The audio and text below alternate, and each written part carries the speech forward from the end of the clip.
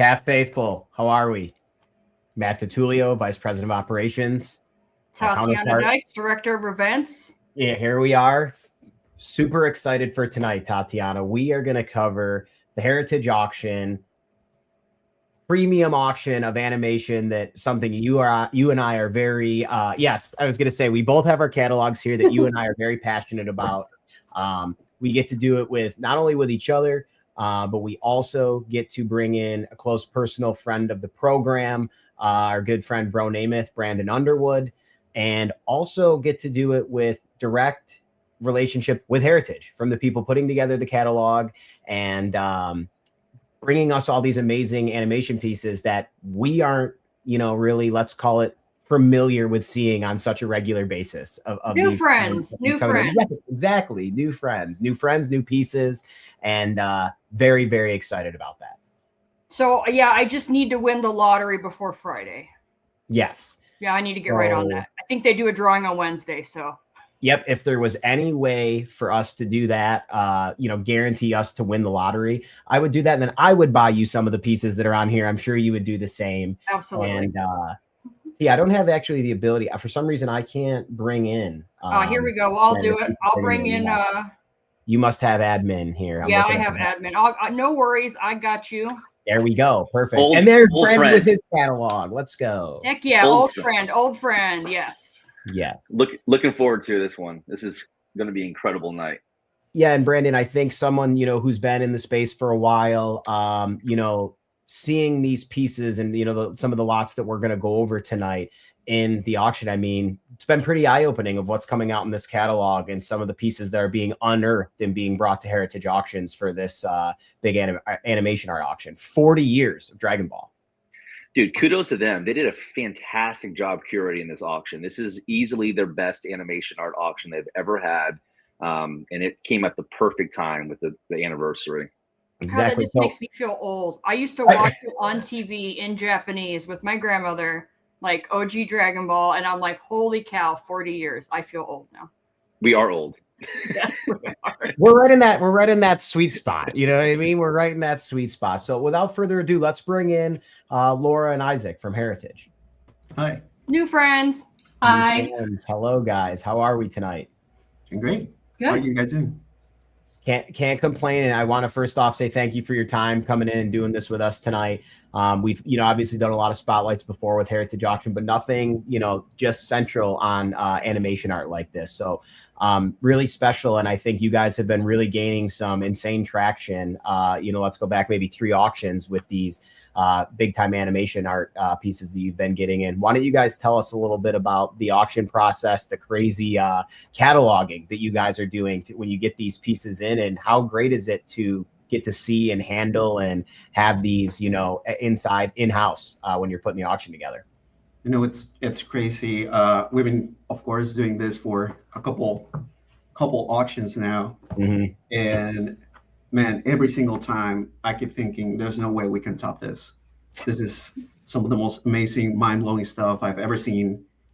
No way there's gonna be anything better than this. And then, surprise, more stuff comes in. And it's more amazing, more mind-blowing, more variety, more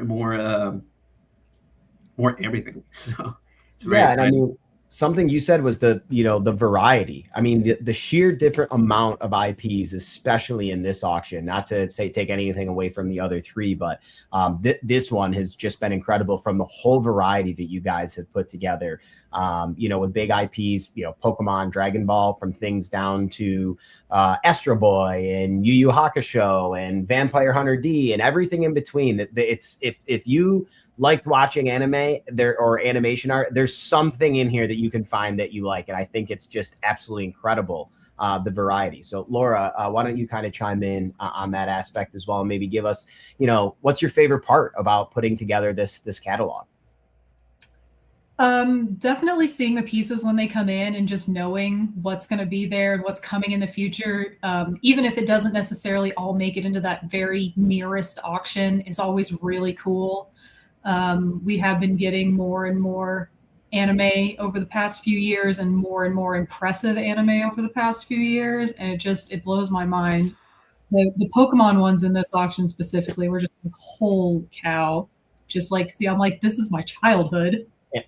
It's the nostalgia on top of the nostalgia. Like when you see it, and then Brandon and I, Tatiana and I have talked about this in the past, and we're all collectors, in some way, shape, or form, whether it's animation art, comic art, illustration art, Magic the Gathering, shoes, whatever it is, we're collecting. And when you can kind of pause a TV show that you watch as a kid and you can own that frame, it's like the equivalent of, remember when you were a kid going and picking up the comic book and then being able to own that cover.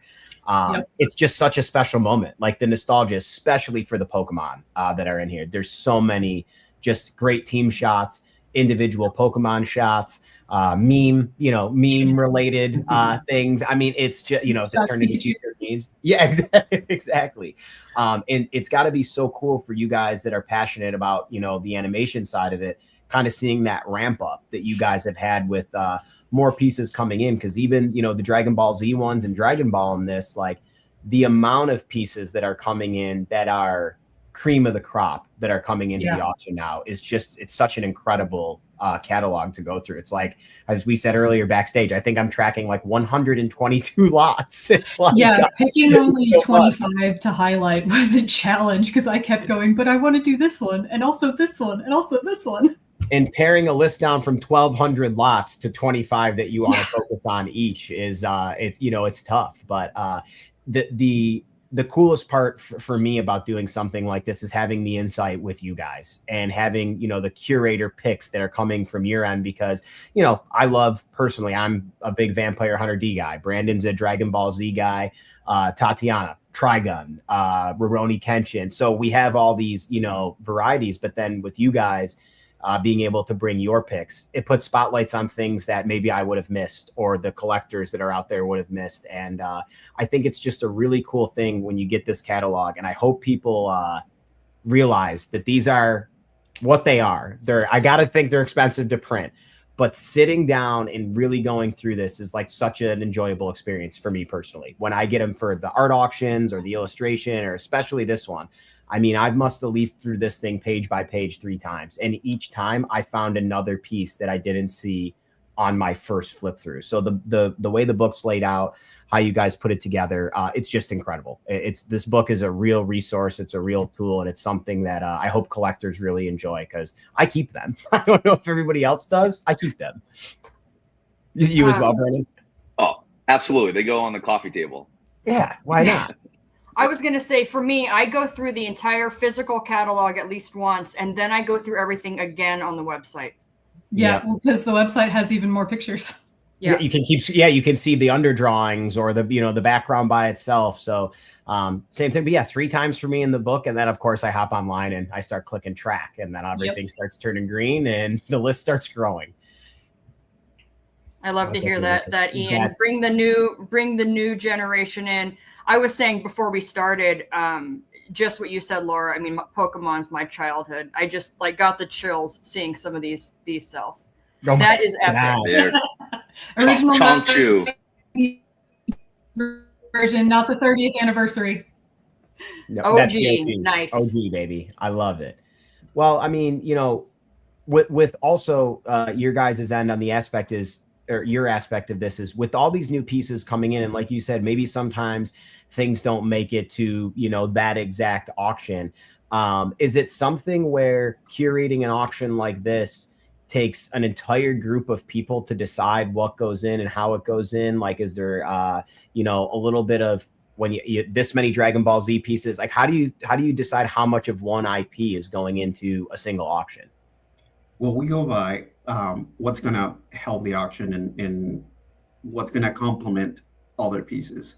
And so we try to kind of have a little bit of a flow of how things are going to go, floor, non-floor, what images are going to be up front of the section, how are we going to close, like have a strong piece that closes the section, and of course, like having a great cover. I mean, this is the best Dragon Ball cover we've had. So it's incredible. It's kind of funny. When these pieces came in, I saw it and I went to Jim Lentz, the president of animation, and I told him, I think we have a cover. I think it's like first sight is like I think this is gonna look fantastic on the cover. You're like, that's the one. Yeah, I found it. That's that's got to be such a great choice. You couldn't go wrong. The thing is, there's probably 4 or 5 of them in here, easy on other auctions, but this one, you know, kind of takes the cake. And I think it's just with the 40 years, it went perfect. You guys have a great range of, like I said earlier, different IPs, but also what I loved about this one, there's a lot of Dogas, there's a lot of cels, there's some Genga, correction layers, and then there's some original art. There's some original animation, anime like the Super Mario page. There's the Vampire Hunter D by Amano on wood. So there's, you know, it's a little bit for everyone, and there's a great scope inside of this auction.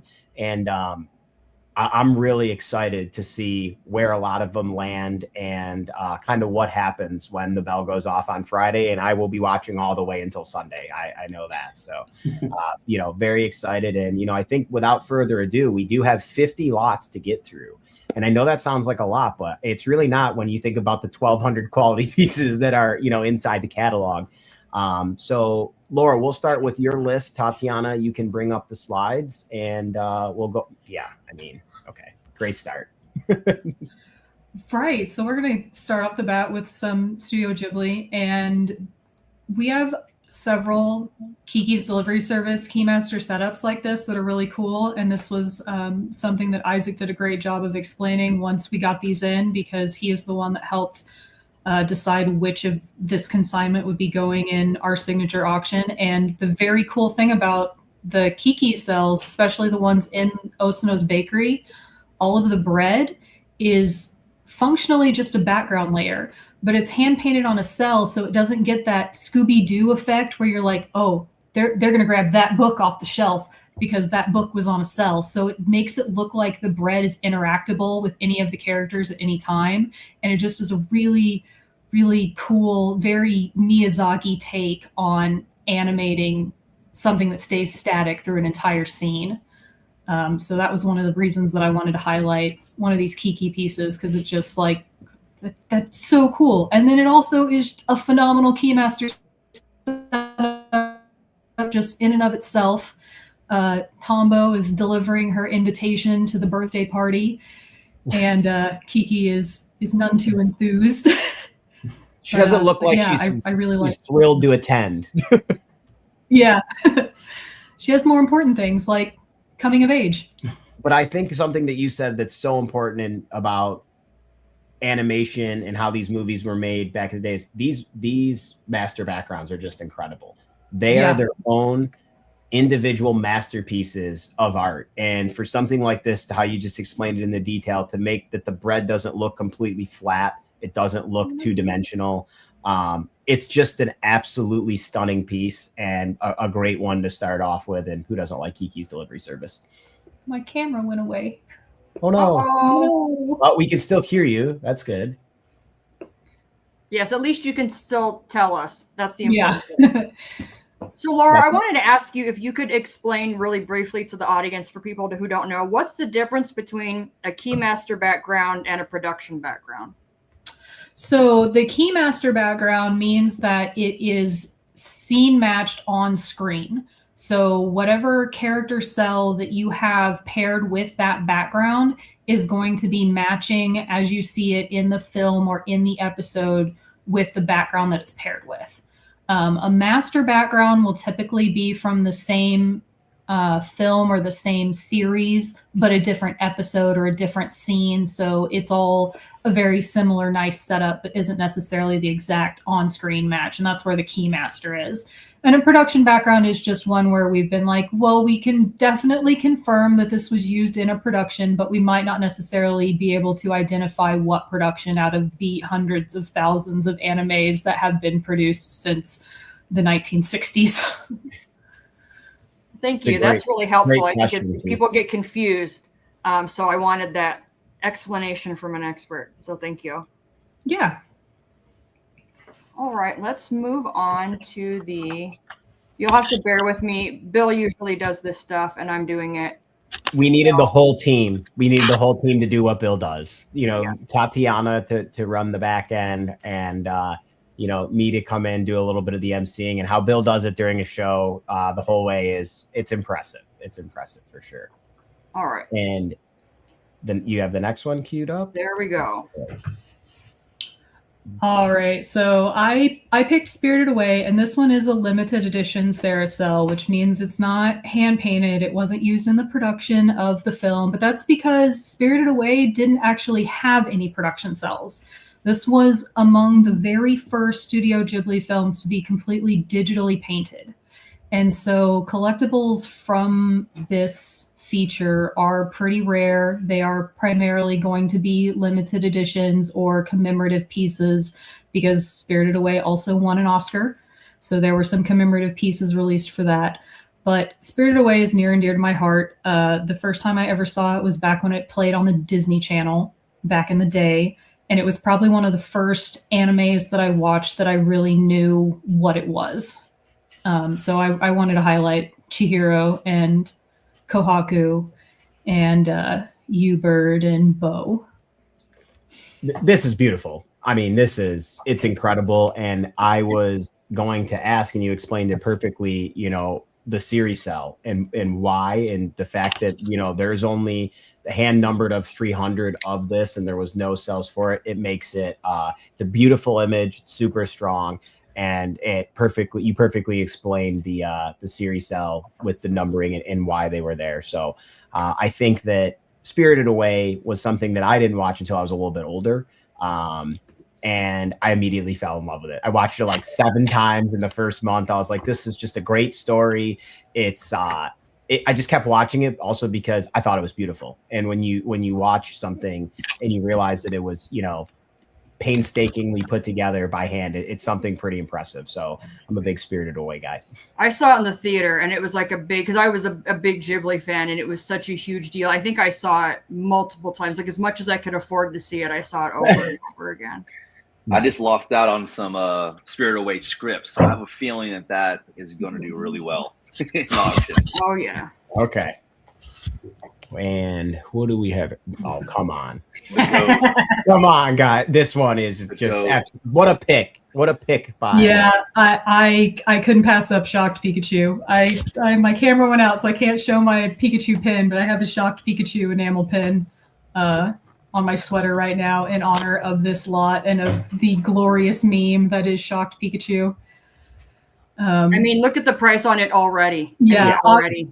Obviously, this one is not the screen from the meme because the meme is the tiny low-res version of Pikachu in the very bottom corner of a group shot of all of the human characters. So this is actually, I would argue, an even better image than the iconic meme because you get all of Pikachu and he looks just as classically surprised. I would have to agree. And I also, you get a little bit of the Brock leg. You know what I mean? Yeah. You get a little bit of Brock in the background, but Shocked Pikachu is I mean, this is just it's an iconic image. It's, you know, hands down, and you don't get to see these things pop up too often. And Tatiana and I have had the conversation before. It's like, you never know if you're going to see this again or if you're going to see the following frame. So all bets are off. And if you've been looking for one, you got to go for it. And I think this one's going to do very well. It's just such a great image. I also did want to shout out Ian saying that when Spirited Away came out, he was working at Hollywood Video. I also went and rented a lot of anime from Blockbuster and Hollywood Video as a child because that was where the only spot I could go and get it. That was like I was going to renting it for 7 days to bring it back and do another one. So again, it's the nostalgia with Shocked Pikachu. You can't. All right. So speaking of meme art. Yes. One more. We got Squirtle Squad. Come on. Squirtle Squad is insane. Come on. It's insane. And not just regular Squirtle Squad, the Squirtle Squad leader with his pointy sunglasses instead of those round ones. So yeah, I mean, there's what can I say other than iconic meme? Like, it's so good. I can just like see the meme where like the glasses are coming down. Like, yes. Oh yeah, like they're transitioning down, and I mean the aura as the kids would say, that this guy's given off with the glasses is just incredible. And Squirtle was my favorite starter Pokemon. So I think this one, it's going to probably go out of my price range, but I love it. It's such a great, the Squirtle squad's awesome. You get the leader and you get the meme-worthy cell. So you can't go wrong with this one. Great. Matt, they call that aura farming. Yeah, I don't know enough. I'm out of it with the kids. You know, my nephews call me Unc, even though I'm their uncle. They actually just call me that because I'm getting old now. It's just it's going downhill. But this guy's aura farming for sure. Matt's like externally in his 30s, but internally he's like 65. 100%. Yes. Accurate. All right. Who do we have next? Oh, this was on my list that I was going to pick. I love this. This is so cool. Yeah. This one's it's a great group shot. You have the full Inner Senshi and Tuxedo Mask with the background with it too, to give it like a full words. A really great image. Obviously, it's not a Keymaster setup like the Pokemon one was, but it's a fantastic image of all of them together. You can tell that they're in battle because they're deciding what to do. It's not just them standing around having a chit chat, which there's not anything wrong with that, but you kind of want them in their Sailor Fukus with their color coordinated for their various planets. This one, obviously an earlier season, because you can tell that Sailor Moon has her second brooch and the Inner Scouts don't have their upgraded Fukus yet, but I mean, iconic. Truly. How can you go wrong with Tuxedo Mask? I mean, oh yes, he was the best. He was the best. Throw a rose, and I'm done. Yep. I mean, he hit him throughout that show. If you're looking for comic relief, is just hilarious. But this is a great shot. It's the whole team, like you said, plus Tuxedo Mask. But again, it's early, and I loved early Sailor Moon. Early Sailor Moon was incredible. I don't think it's too often that you get the full team shot, like you said, just about to enter battle, strategizing. This is a great pick. I absolutely love this cell. And speaking of Sailor Moon. Yes. I picked Hotaru because Sailor Saturn is my all-time favorite Sailor Scout.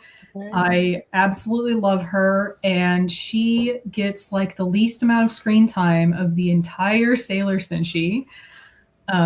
So I had to go for my girl Hotaru. She also is an iconic villain, with Mistress Nine also sharing Hotaru's body with Sailor Saturn. Kind of sorry, spoilers, but it came out in the 90s, so it's not really my fault.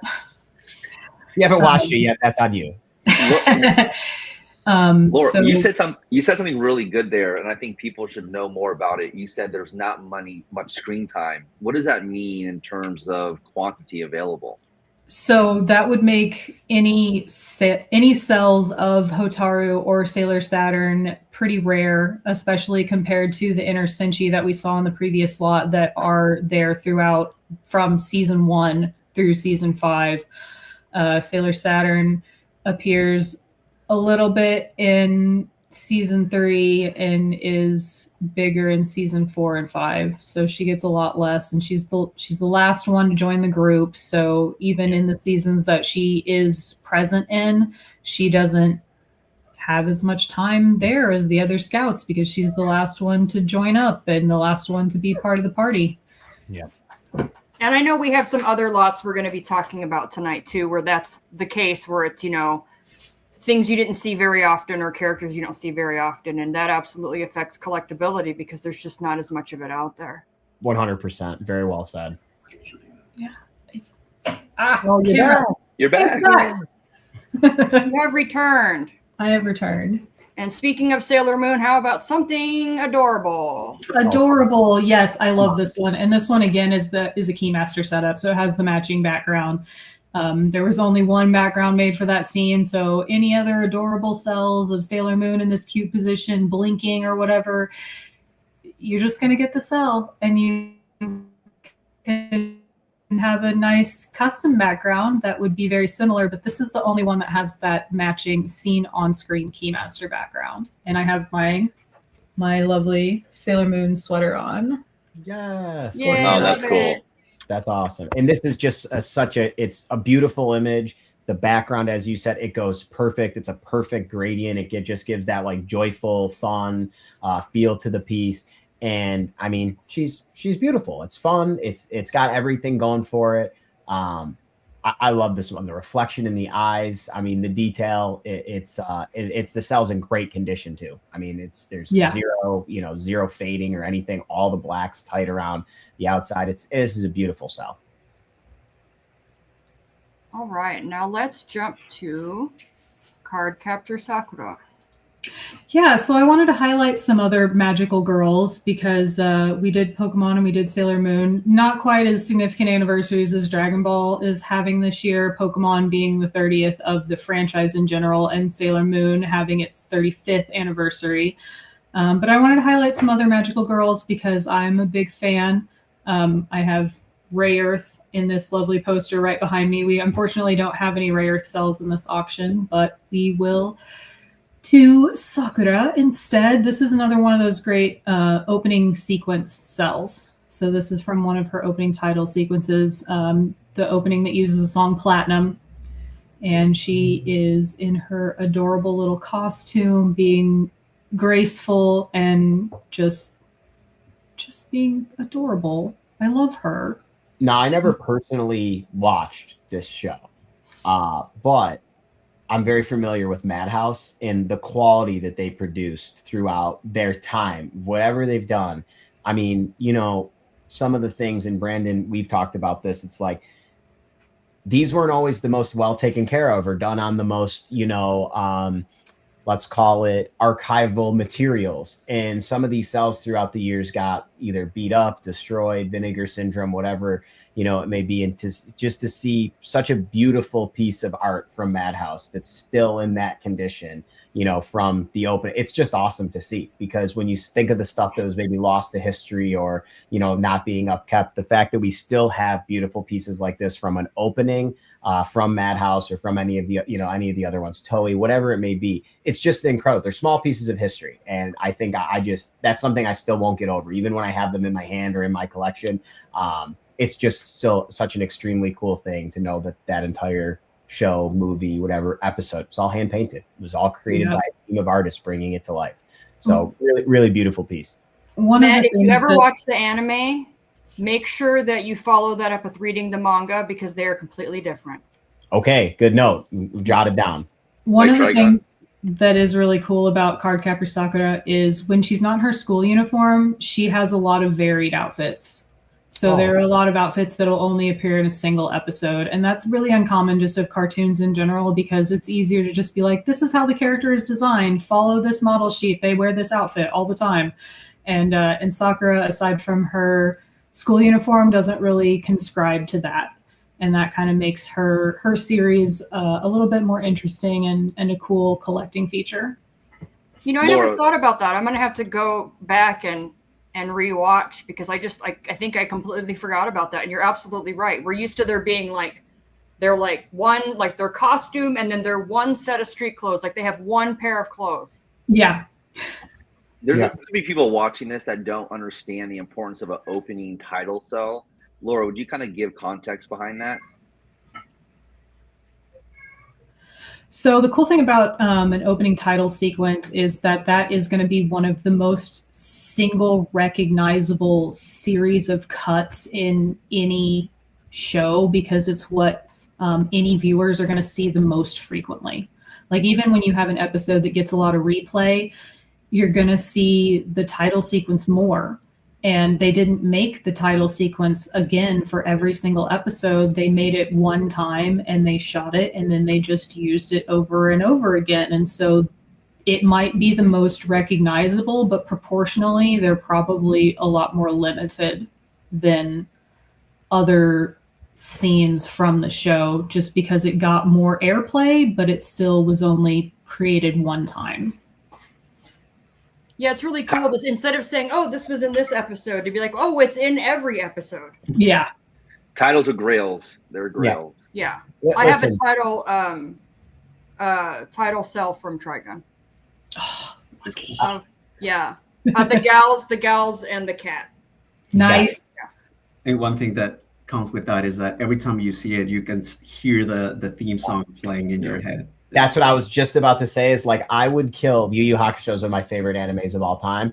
To have Botan on the broom, I can hear Smile Bomb starting. Smile Bomb, yeah. Like, I can hear it, I can see it, and it's exactly what Laura said. It's one of the most iconic. Botan's a great character; she's incredible, but she's not one of the main characters. But that's the first image you see when she comes out of the clouds and the Smile Bomb starts. It's the most recognizable image to me when I think of Yu Yu Hakusho. So great pick, and I'm adding Cardcaptor Sakura to the list. So the next one is this is a big one for me. Ooh. Keeping with the magical girl aesthetic, and gonna go with some Revolutionary Girl Utena. This one, I enjoy the series because it is kind of like Magical Girl, but it's also really unique in its own way with how Utena's character progresses and Anthy's role and everything, and how their school dynamics work and everything like that. And it's so nostalgic, and in a way that is a little more obscure than Sailor Moon. It doesn't get the massive amount of merch continuing these days that Sailor Moon does, but she's just really cool. She's such a cool character, and this setup is another one with a Keymaster background, so you get it seen like you would just grabbing a screenshot, except you own the thing that made the screenshot. It's wild.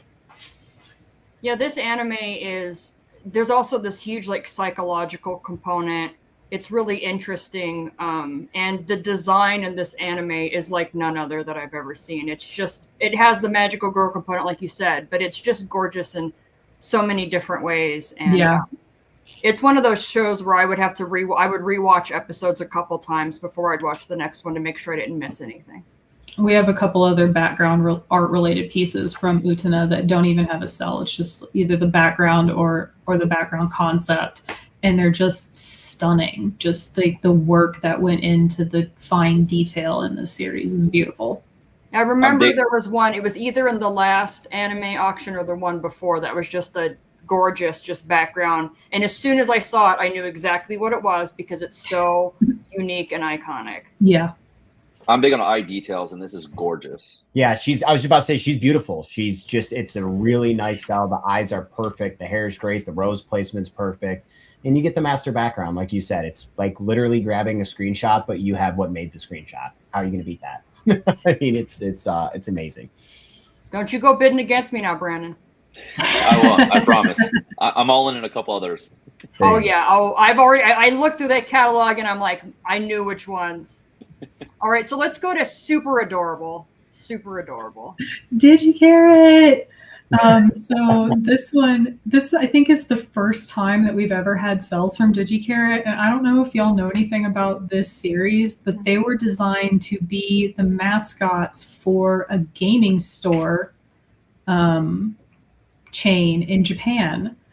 And so their original series, Madhouse was just kind of given free reign to do what they wanted with it. And they're really, really short episodes. I think they're only like 4 minutes each or something, because they were kind of meant to play as like interstitials, almost functioning like a commercial, but without being product placement-y, because the characters work in a game store, one of the franchises of the store that they were promoting, and just it's adorable and hilarious and ridiculous, and who doesn't love cat girls and bunny girls?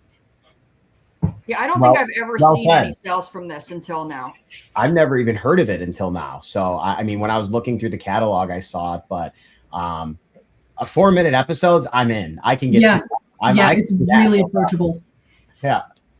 Well, Matt, speaking of things you've never heard of, this was a great choice. Oh, no, yeah. So here we have one of the original magical girls. She got popular once Sailor Moon kind of set the stage, and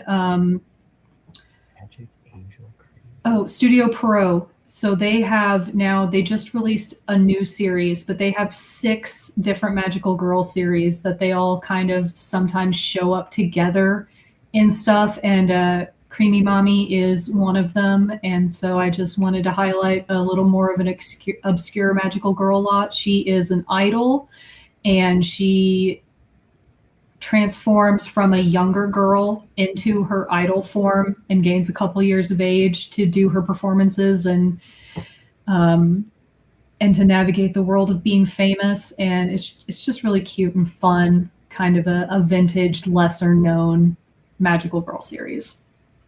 Again, she's beautiful. It says on here, this is a vertical pan production cell. Could you explain what that means? So if you think about your TV frame, not your modern one, but your 90s one that's in like 4:3, it's going to be not the dimensions of this product. So what happened with this one is they would have started the camera at like the lower level or at the top, and then taken shots so that the camera looked like it panned up or down vertically to show the entire character without having to shrink her image and be seen on screen. So this piece would be a little bit larger than your typical anime cell, which are usually 10 or 12 field, which equates to approximately 10 to 12 inches wide in about a 4:3 dimension format. Loosely speaking. So this one obviously is going to have a little bit different of dimensions because it is taller than it is wide, which is not the case for most regular frames. And yeah, so basically just it means that vertical is talking about the direction of the pan, like which way it is the widest. You'll see pan backgrounds, and those will be like just the normal height, but they'll be super long, frequently used in like a running sequence. But this would be to be kind of like an up and down look at the character. Yeah, and sometimes when you see the pan, you'll sometimes see that, they'll start at like the feet, and then the camera will work its way up in like a slow, dramatic way to like reveal a bad guy or, whatever it may be. And then when you see that piece, that's actually one piece of art that was done and it just panned up. So, vertical and horizontal pans took me a little bit to get used to with, some different dimensions. But I also think that pans are some of the most unique and coolest animation arts that you can collect because of the sizes and the shapes that they come in. Yeah. I learned about pan the hard way because I bought one like a few years ago, and the box, I'm like, what is this? And I open it and it's like, it's like those fishing, guys like, it was this big. It was this big. Yeah. Amazing. But it is cool though. I mean, it is cool to have something that's a unique size. Bigger is better. Coming from the guy with the 4-foot Spider-Man behind him. Yeah, I mean, you can't. So again, I'm adding more animes to watch, some magical girl animes to the list. Okay. Well, the next one, if you have not watched this one, Matt, you should very much watch this one because it's a classic. Okay, I've seen this one. Okay. Yurusai Yatsura. Yeah. We love Lum. She is quote the original otaku dream girl, and she is giving that to the nines in this incredible publicity cell.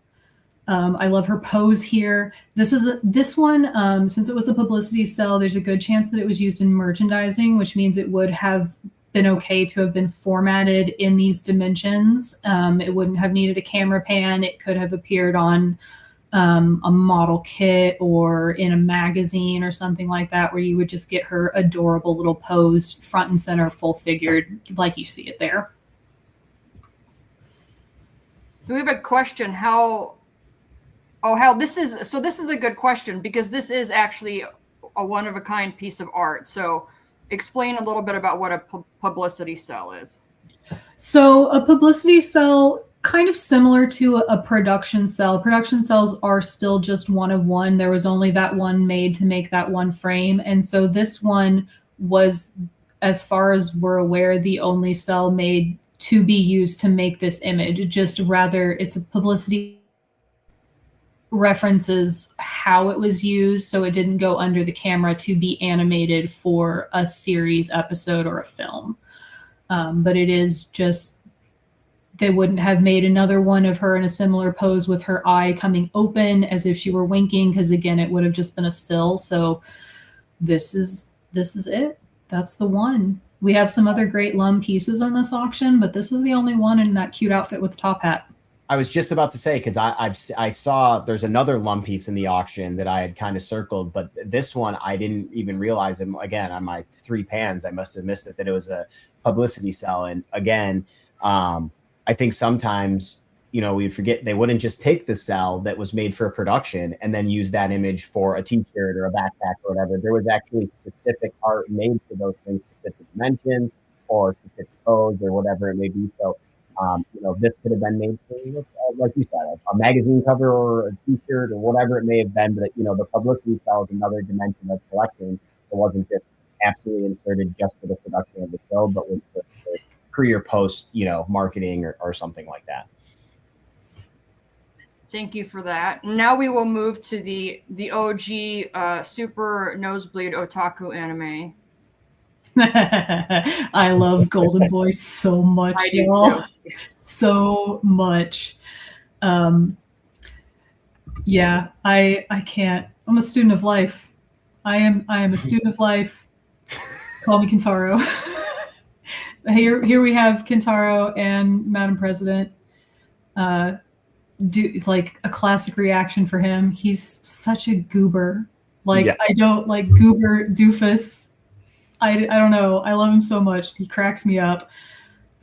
6 episode series. We have a lot of great Golden Boy in this auction, and maybe one day I will be able to own one. I've tried a few times. I haven't gotten one yet. Maybe this time. There's, like you said, there's a good number of them in here. Yeah. This one's from the first episode. We've got Madam President in her iconic motorcycle outfit. That is the reason that Kentaro falls for her and decides to work at her software company. So just like, it's a great image. He's great reaction. He's got on his classic outfit. She's in her iconic bombshell outfit. Just a great overall piece. Study. Life is study. It's, study.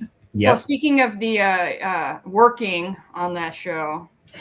Yes. So bookending this is from the final episode. And I kind of like this one because sometimes I identify with she.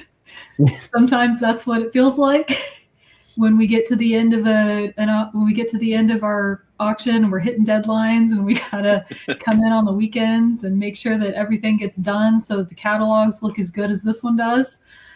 But this one is really cool because it is, again, the Keymaster setup. So you have the original background with this one. You have the whole thing, Chi just sitting in the room, finalizing the episode they were producing, which, fun fact, what they are making in this episode is Golden Girl.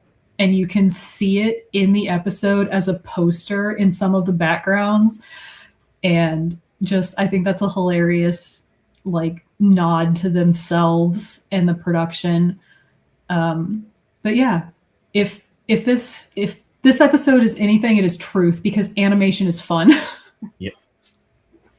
And I think we've all been there in this moment in one way or another. We've all felt that, you know, this overshot here, and it's not a bad workspace, you know. It looks better than what mine looks like when I'm hitting the deadline. I can say that. I know, like, it's so clean. Mm-hmm. All right, another title sequence. This is a classic, 80s classic. I have this DVD too. Oops. Sorry. It did weirdness. There we go. So City Hunter, kind of in the same vein as Golden Boy, where he's kind of a goober of a man-child with a real professional job in this case. But I didn't actually learn about City Hunter until I started working at Heritage, and I worked on my first anime auction, and there was a cell from it, and I had to write about it. And I was like, this show sounds amazing. I have to watch this. And then I watched some of a couple episodes to timestamp cells and things like that at work. And then I was like, okay, no, I really, really have to watch this show. And I have grown to absolutely adore it. There's a show in the same universe called Cat's Eye that has a reboot going currently. That has been a wonderful time as well. And just like, this is everything you want. It's another opening title sequence cell. iconic song if you have watched City Hunter. But yeah, adding it to the list. I love Saiba. It's a good time. It's quite a bit more substantial than Golden Boy. Golden Boy was only 6 episodes, and City Hunter I think has 3 or 4 seasons plus some modern stuff. Netflix did a live action movie a couple years ago for it that actually was really good. I think they melded the presentation of animation into a live action film really nicely. So I also recommend that if you decide to deep dive into City Hunter. But yeah. I didn't realize it was based on the anime. I thought it was just coincidentally the same name. I haven't watched it. I'll have to go watch it. Yeah, it definitely, it totally is. And I think they really did it. I think they did it justice. So yeah. Right, you have a shout out in the chat.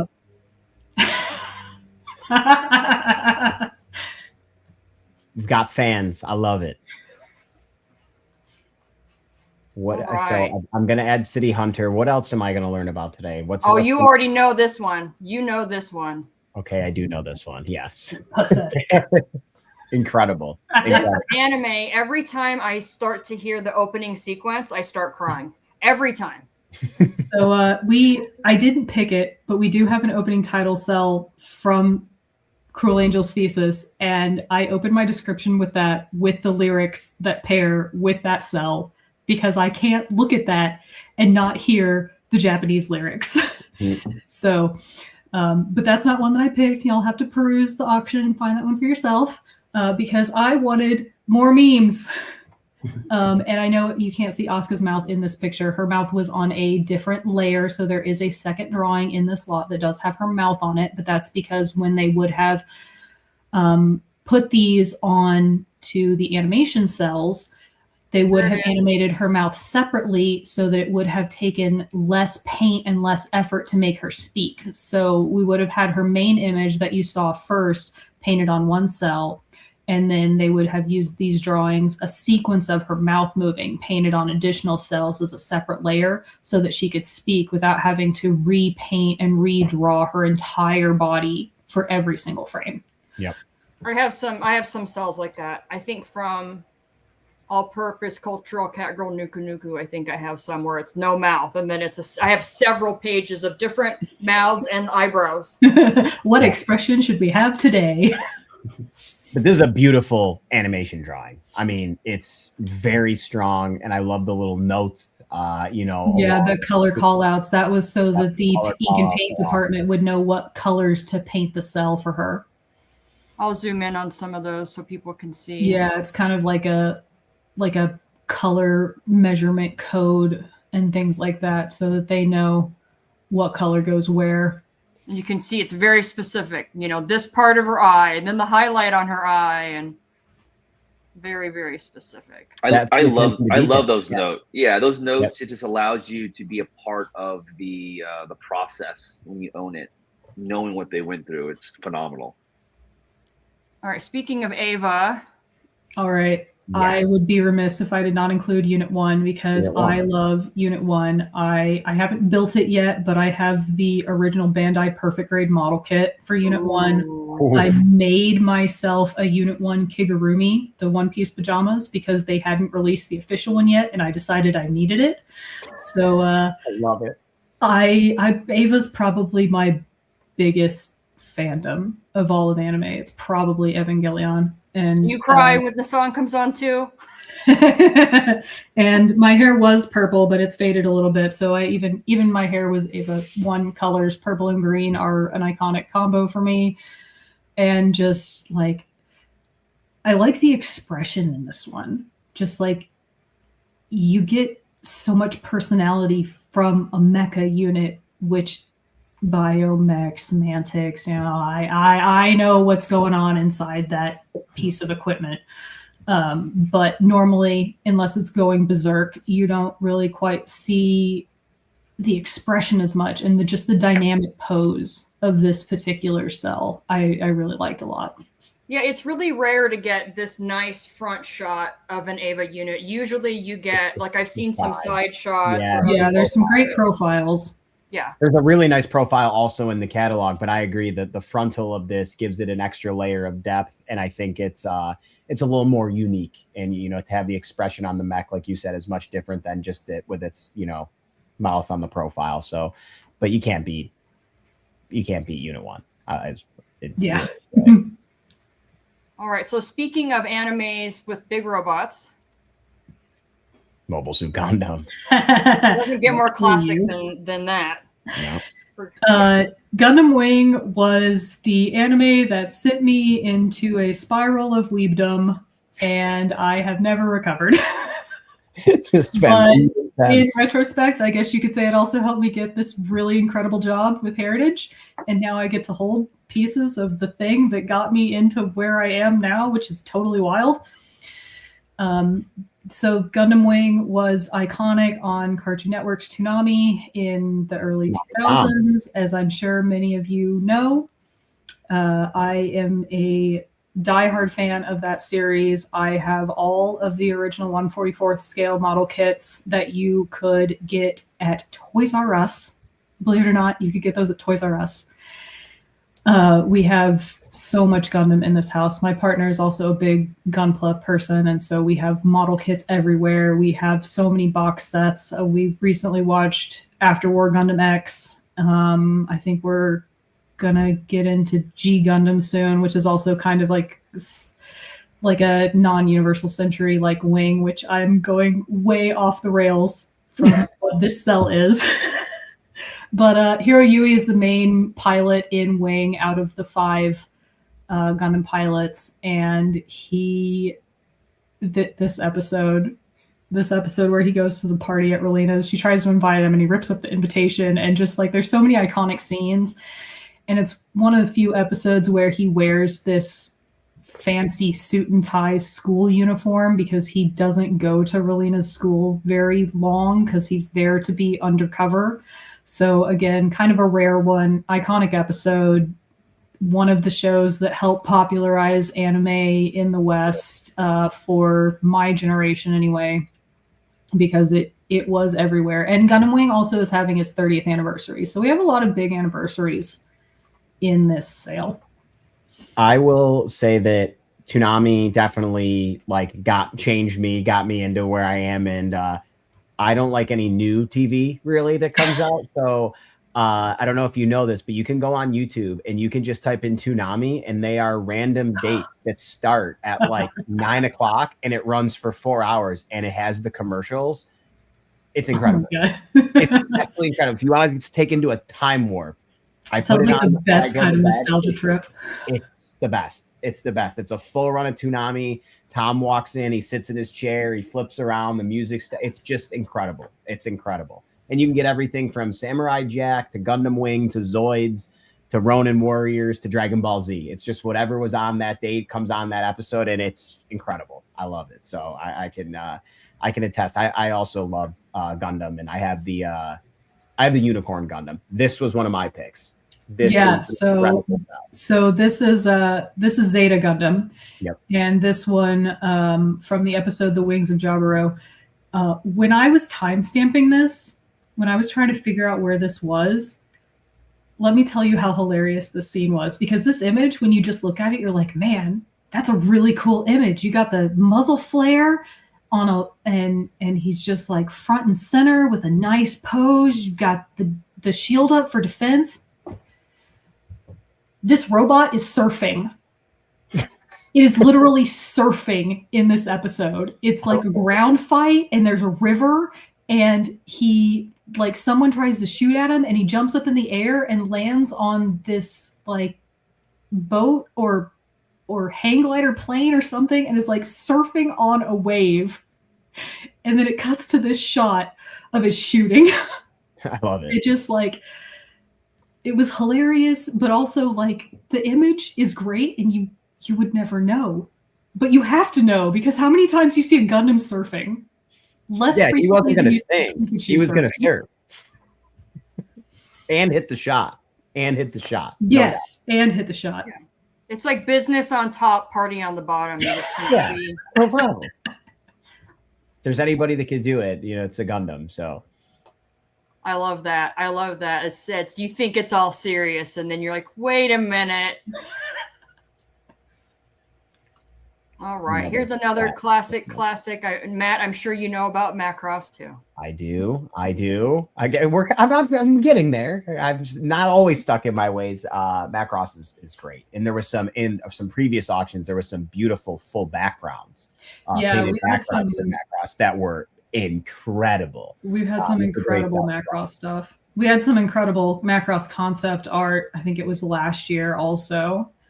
But this one is from Do You Remember Love? And you have Hikaru and Minmay right there in the jet as they take a little flight through the sky. I think this sequence, I believe it's in my description. I think this sequence may have also been used in a music video as well as the regular Do You Remember Love film.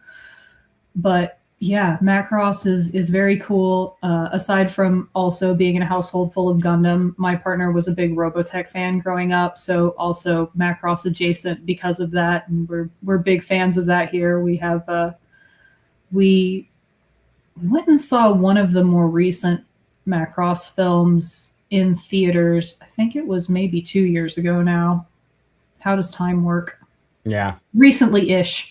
There you go. But yeah, that was entertaining, and I enjoy mech shows that are also other things, like Magnite Ray Earth behind me is a magical girl show, but they also have mechs. Macross is a mech show, but it's also arguably an idol anime because singing is a critical part of the plot. Mm-hmm. So that's a fun additional kind of thing that draws me to it.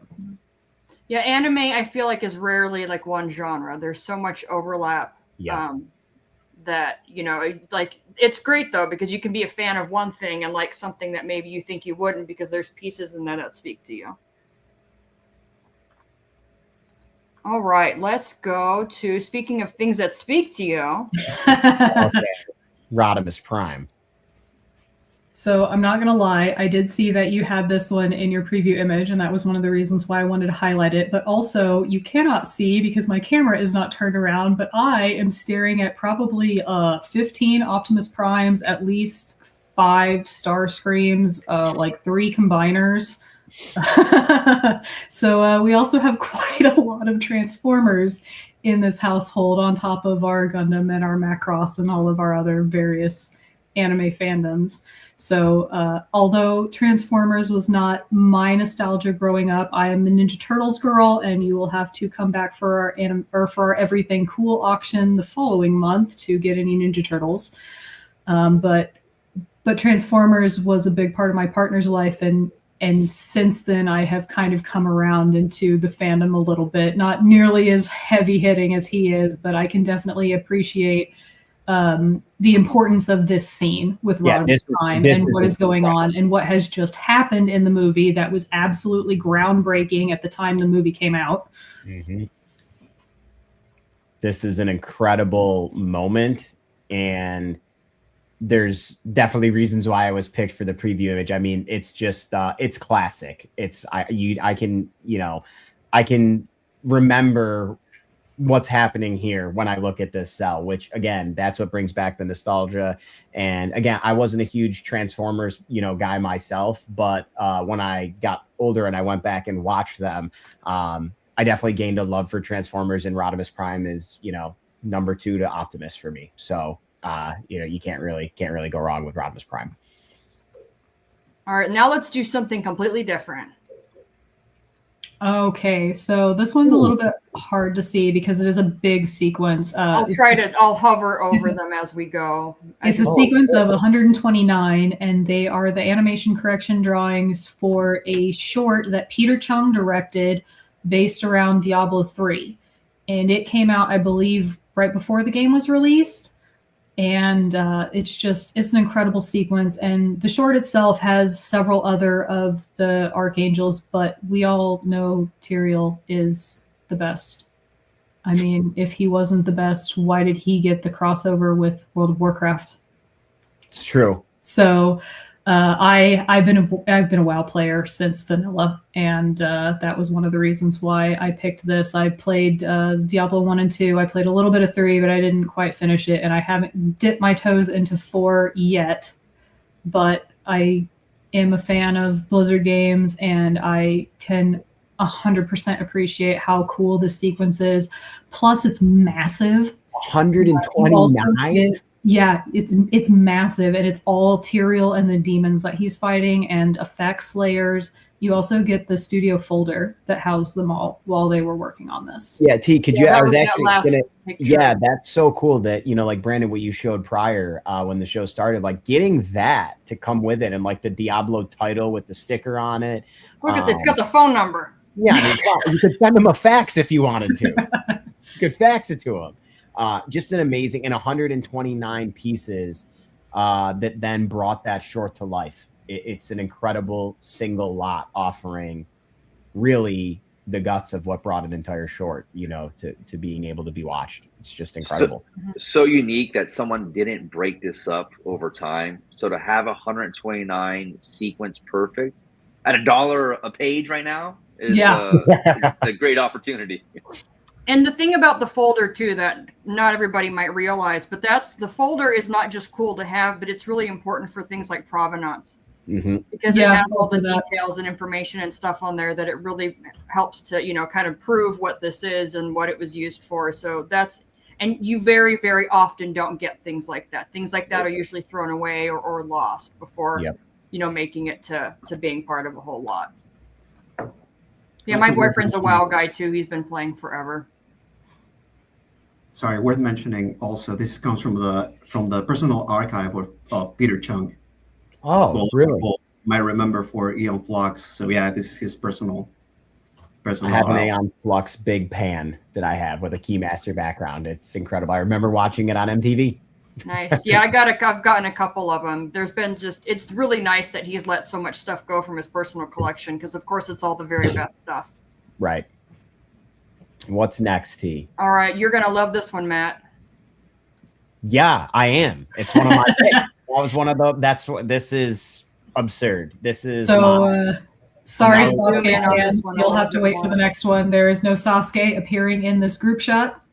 This is literally everyone but Sasuke and Orochimaru. So you've got I should pull up the directions because now I can't remember their team name. Well, you've got Guy's team, you've got Asuna's team, you got Kakashi's team. I can't remember the fourth one. Let's see if I can go. Rock Lee, Guy, Neji, Tenten, Koji, Asuma, Shikamaru, Ino, Sakura, Naruto, Kakashi. No Sasuke. No Sasuke, absent. Oh God, what is her name? She tries the Genjutsu Itachi, which is hilarious. Then you get Hinata, you get the Bugman, and you get Tsunade and two of the three legendary Sanin. Yeah, so you get everybody but the two that ran off and had a hissy fit. This is an amazing piece of art. This is incredible.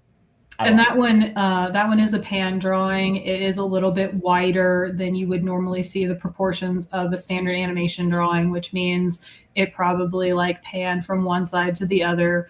Oh yeah, there we go. So it in the bold has everyone's name. Become a fighting dreamer. I can hear the theme song in my head. Good, that was my intent. And then it has the sizing and everything on here too. So that's what I wanted to scroll down for. Kurenai. That was the other team leader. Kurenai, yeah. He's the Genjutsu user with the red eyes. Yep. And I think this is important for folks to know that Naruto, because it was when it came out, there is no production cell. So you're only going to get drawings like this. Yep.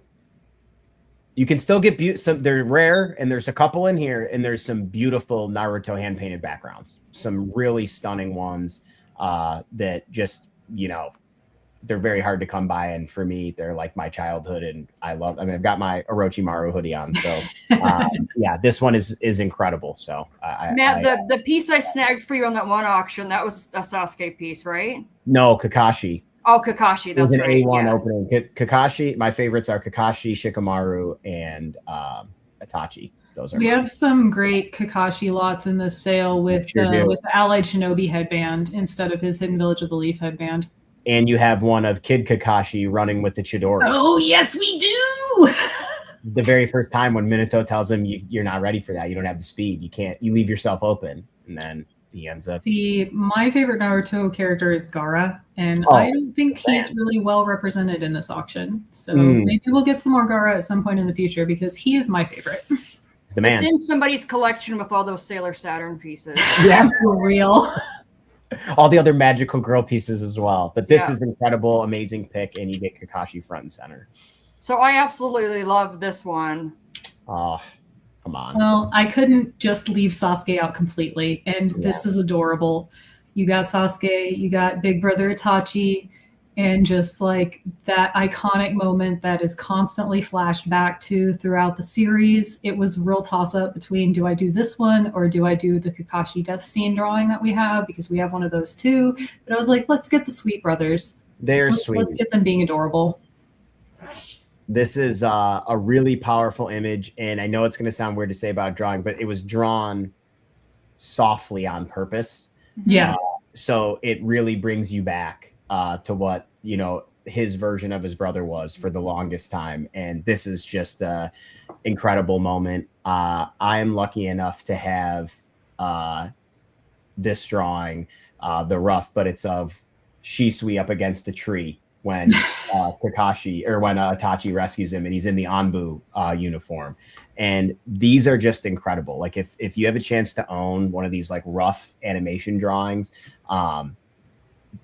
obviously this one's expensive, but I would say get one because they're different than your normal Doga or your under drawing. They're very cool. I mean, I think this price reflects how special this. It's an incredible piece. Yeah, it's an incredible moment. You know, this image is probably shown 100 plus times throughout Naruto. You know, throughout and Naruto Shippuden. So you're not gonna see me balking at the price. I wouldn't. You know, it's worth every penny. I love rough layouts. They're incredible, like you said, Matt. Especially when you get them in hand. Mm-hmm. They're really great. Yeah, I love seeing, you know, when they're not cleaned up. And you can see kind of where they started and then where they ended up with the sketch. All right, one more from Laura, and this is a manga page.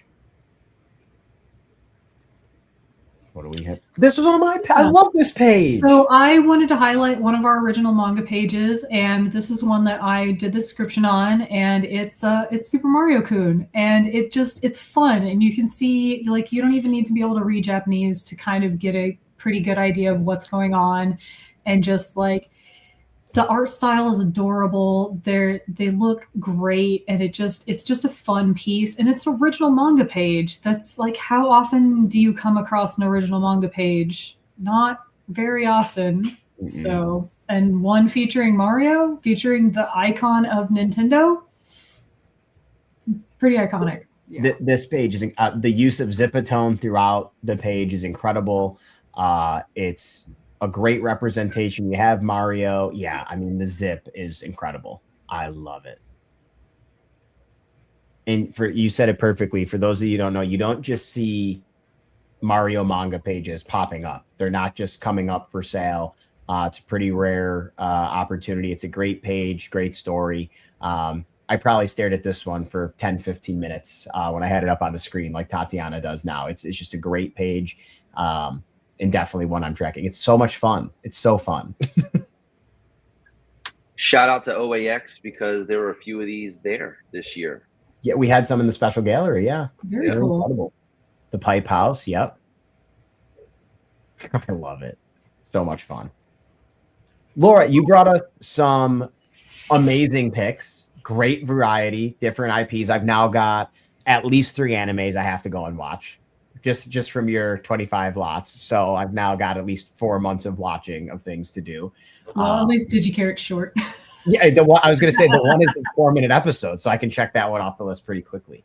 But thank you for those. Such a great, wide variety, and I think that just goes to show the scope of what's coming in this auction. It's very easy. We could have done, let's face it, we could have done all Pokemon and all Dragon Ball Z. There's that many amazing ones in there, but there's so many other beautiful pieces from different IPs that are in this upcoming auction, and I'm very glad how they were all well represented. And even in the pan, like you said, when you're writing the descriptions, you can hear the things in your mind, or you can see the scene, or you can put yourself where you were when you were watching it, and it ignites the nostalgic collector in all of us to make us click the bid button, because that's what we're going to be doing.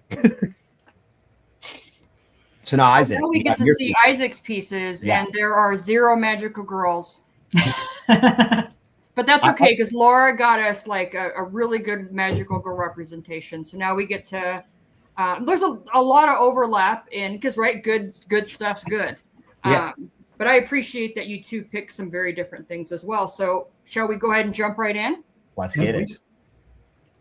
Isaac does have some strong men, though. Oh, come on. He does. Brandon, what are we looking at? I mean, Magical Man. Wait, Magic Mike. Wait, hold on. That's a different thing. Magic Goku. Magic Monkey Man. Yeah, So exactly. I was completely thrilled to see this coming in for the first time. It's an amazing image of Goku in danger. I feel like usually people don't think of Goku in that way, but he's in a tough spot here. You also in case get anybody doesn't know where Goku is. Oh, it's right beneath. Yeah, that gives you a sense of scale. That's the scale of the Great Ape. Yeah, I mean, yeah. This cell is just an absolute stunner. I love also, it. You only get to see Vegeta as a Great Ape in Dragon Ball Z during this fight. Mm-hmm. So you get Vegeta in his Saiyan armor, chasing Goku, and then Goku is trying to get away from trouble. And it's a great part of the fight that they have at that point. It's pretty cool. Pretty cool. I think the only other time we see Vegeta transform is in GT, right? And so that's a different form. With the blood from Bulma. Yeah.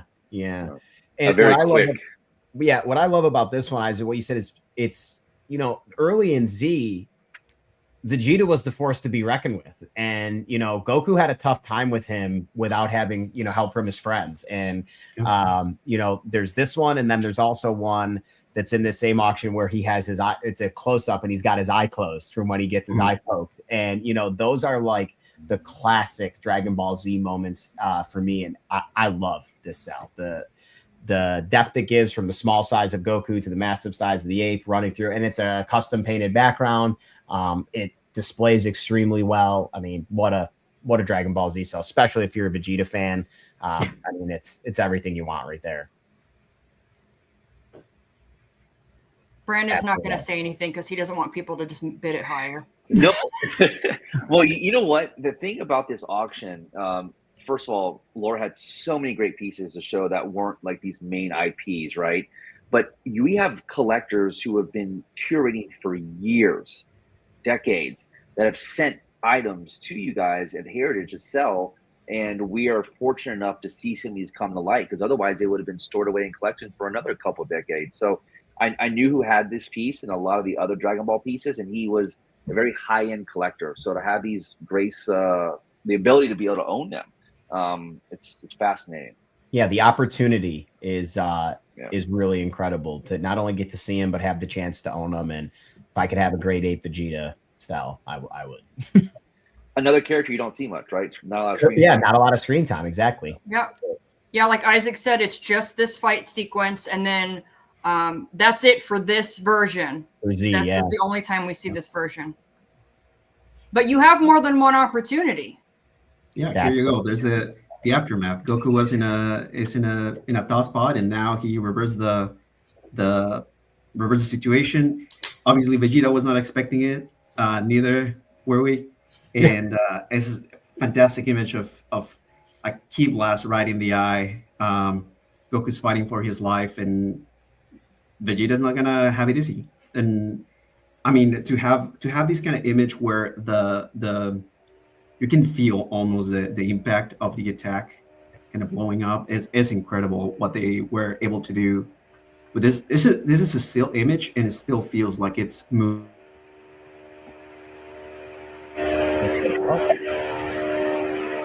Did we lose them?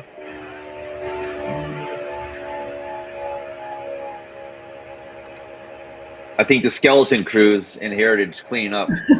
Yeah, must be. Let's see. I think Isaac got spirit bombed away. Listen, that auction floor has to be clean for this weekend, so That's they are true. making sure to put Hang the work on, in. Isaac. I might have 7 Dragon Balls in the house somewhere. Yeah, we can bring you back. We can wish you back. If we each have a couple, we gotta just put them together. Yeah. Speaking of, there's a one of the cels that I really like. It's from Dragon Ball, and it's Bulma with holding two of the Dragon Balls, because you don't get Dragon Balls very often. So that's one of my favorites. That's from the movie, right? I think we've lost Isaac. He can log back in as he goes, and I think we can, try to keep it moving a little bit, but I'm sure he'll be able to get back in. But also this one, this is how I feel in the morning when the light turns on. Yeah, no, I don't turn the light on in the morning. I put my clothes out before I go to bed, and we get dressed with what's coming in through the blinds. There are no additional lights. Same. If as soon as the first light goes on, I'm like, every time. I can't help it. So another great ape cell, but really cool. And I also love, I always used to joke around with my buddies and say, like, Saiyan armor is the most unique thing in the series because it just grows or shrinks to whatever size, whether it's a great ape or a child. The Saiyan armor stays, or when they power up and Vegeta gets jacked or Trunks goes Super Trunks, Saiyan armor never rips. So it's one of the most. There's it's no like vibranium. They can do it. Effects. Yeah, they like Bruce Banner could, learn something. Put some Saiyan armor on the Hulk, he'd never be naked. That's, that's exactly. all. I love. Okay, perfect. What's the next one we have, T? All right. So, oh my goodness. I hope Isaac comes back because I want him to talk about this, but this is so iconic for me. Oh. Yeah, that was a great one. So I was saying to everybody before the show started that when I was a kid, I used to watch Dragon Ball, the original Dragon Ball, on TV with my grandma in Japanese, like on Japanese television. And this is just, anything where Goku's still a kid, this is so iconic for me. This is huge. Power pole, Nimbus, sky background. It's like, I know it's a production background, but to put it through the sky the way it is, this is awesome. Oh, there we go. See, perfect. I was like, I don't want Isaac to miss talking about this piece. He's back, and we needed you for Nimbus Goku, baby Goku. So this one brings me back to watching the show for the first time when I was a kid. You get every single thing that you will want out of an image of Goku as a kid. He has his red gi from the turtle school.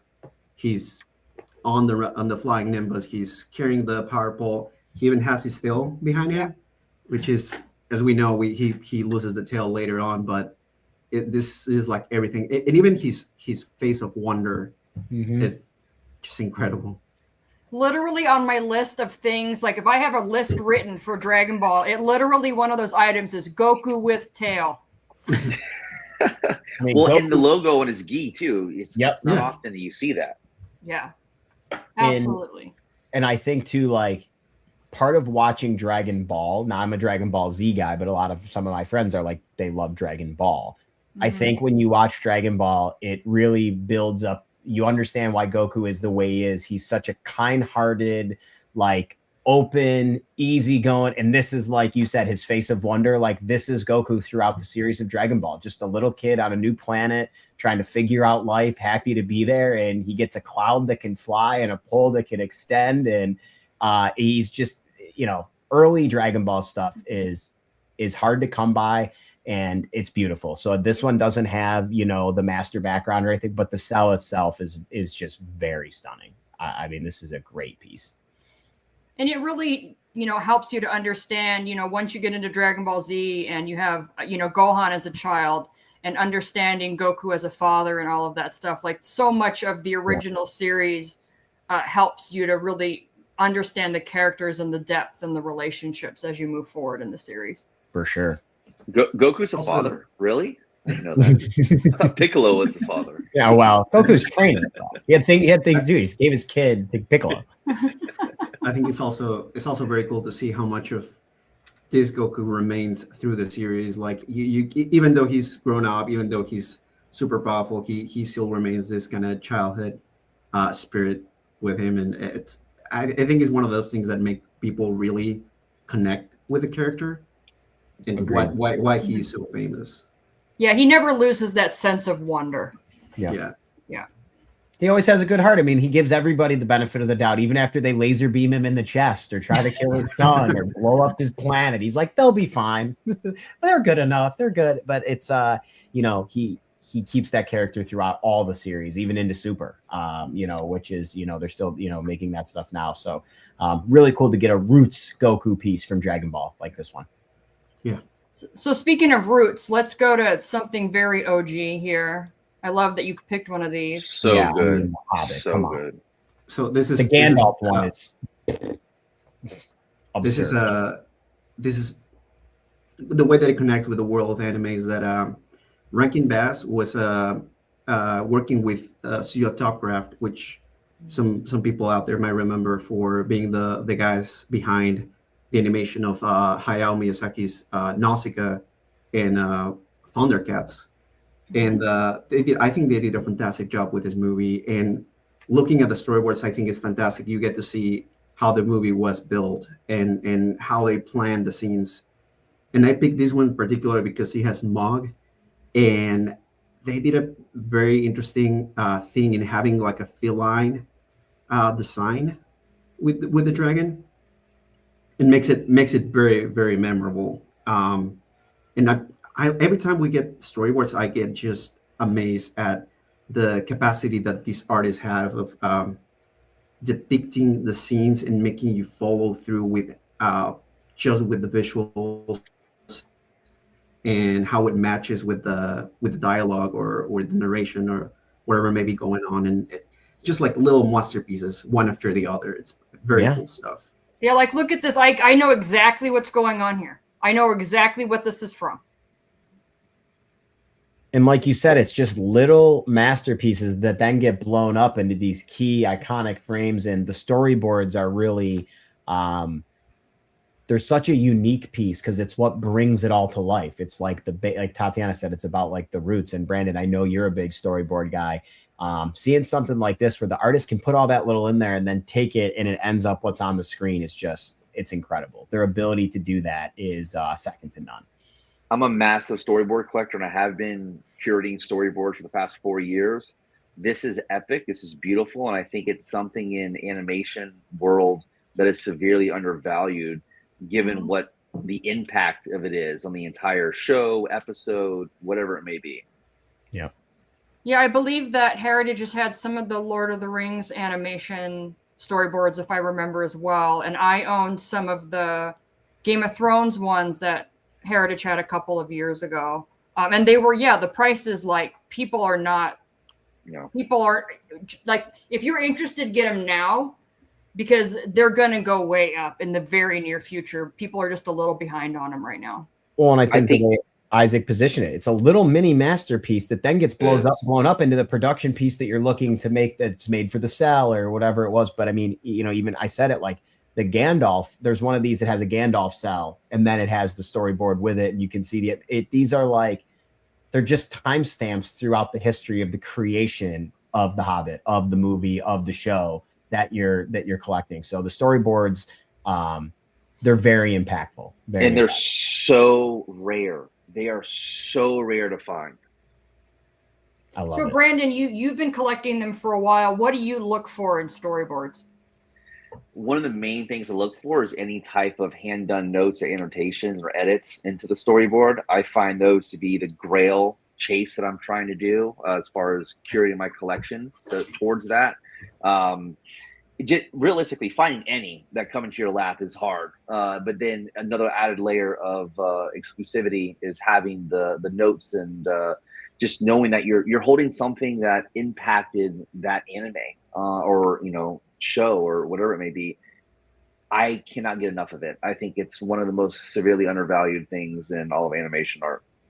production material. I love production material. So based on your experience, and I know you've watched, animation the last few years explode in a lot of ways, are you expecting storyboards to start exploding in price pretty soon too?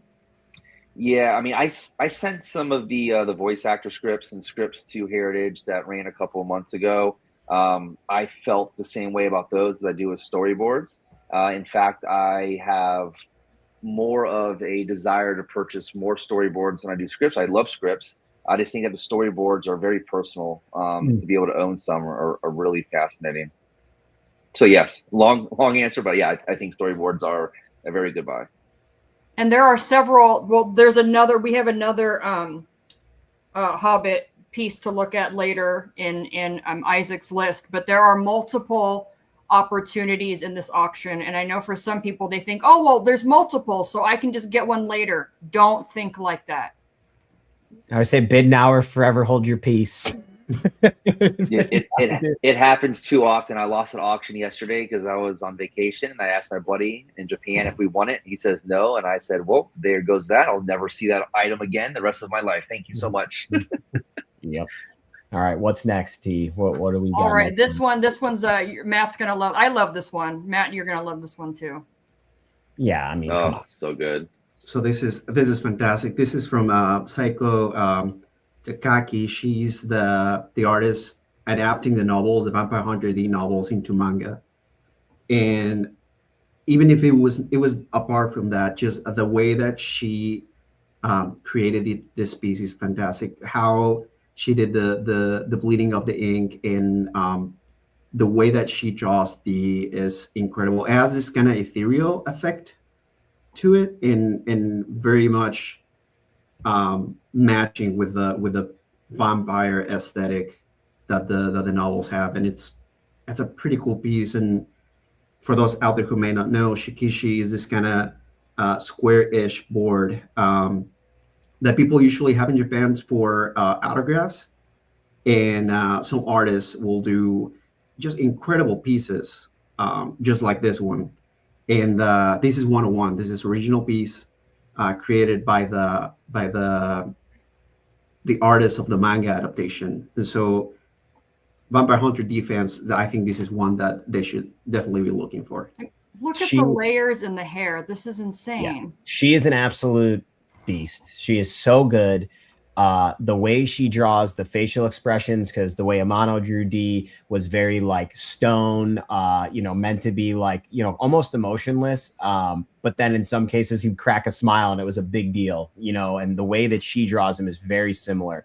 It's very stone faced, but the eyes are what tells the story on pieces like this. And I'm lucky enough to own a couple things that are similar to this, and like where you can see the blues going through there. He's right. It has like an iridescent, like almost like a reflective paint that's through there that just comes off the black and the red. It gives like a galaxy kind of effect. Like that's insane. How did she do that?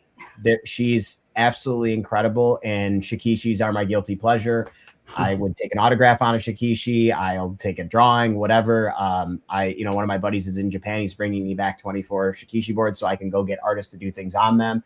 I love that like physical way of drawing. I think they display great. I love the build and edges, and this is a really beautiful piece. And they're working on a new Vampire Hunter D comic book coming up. There's supposed to be an anime manga relaunch.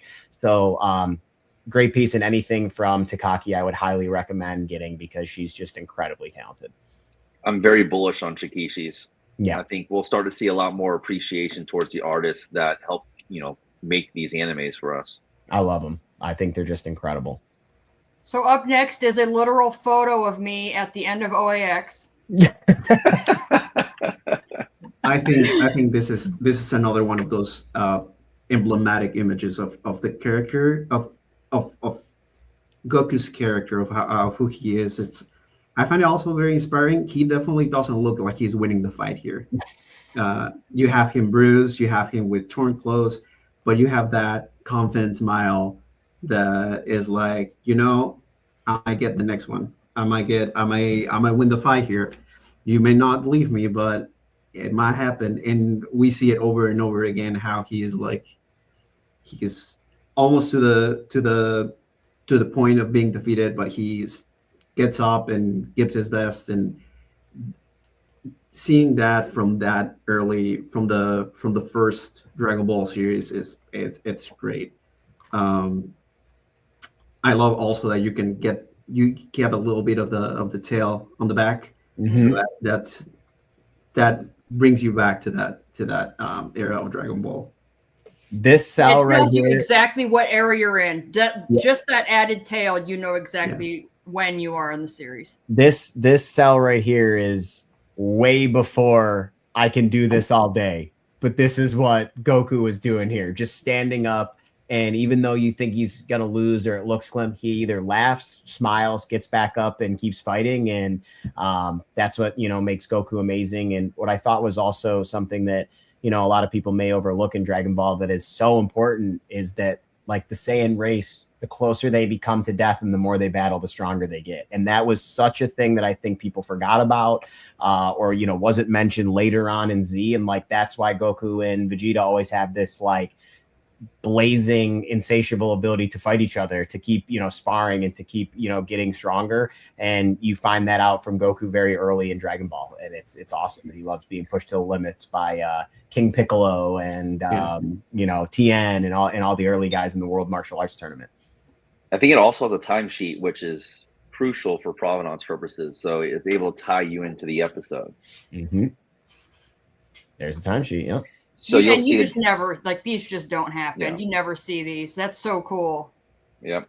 They'll have the animators' notes on there for the sequence. They'll have a lot of details in there. Timing. That's all hand done, by the way. All those notes are hand done. That's awesome. Great choice, Isaac. I love this one. All right, now let's move to something familiar with the comics crowd. Ooh.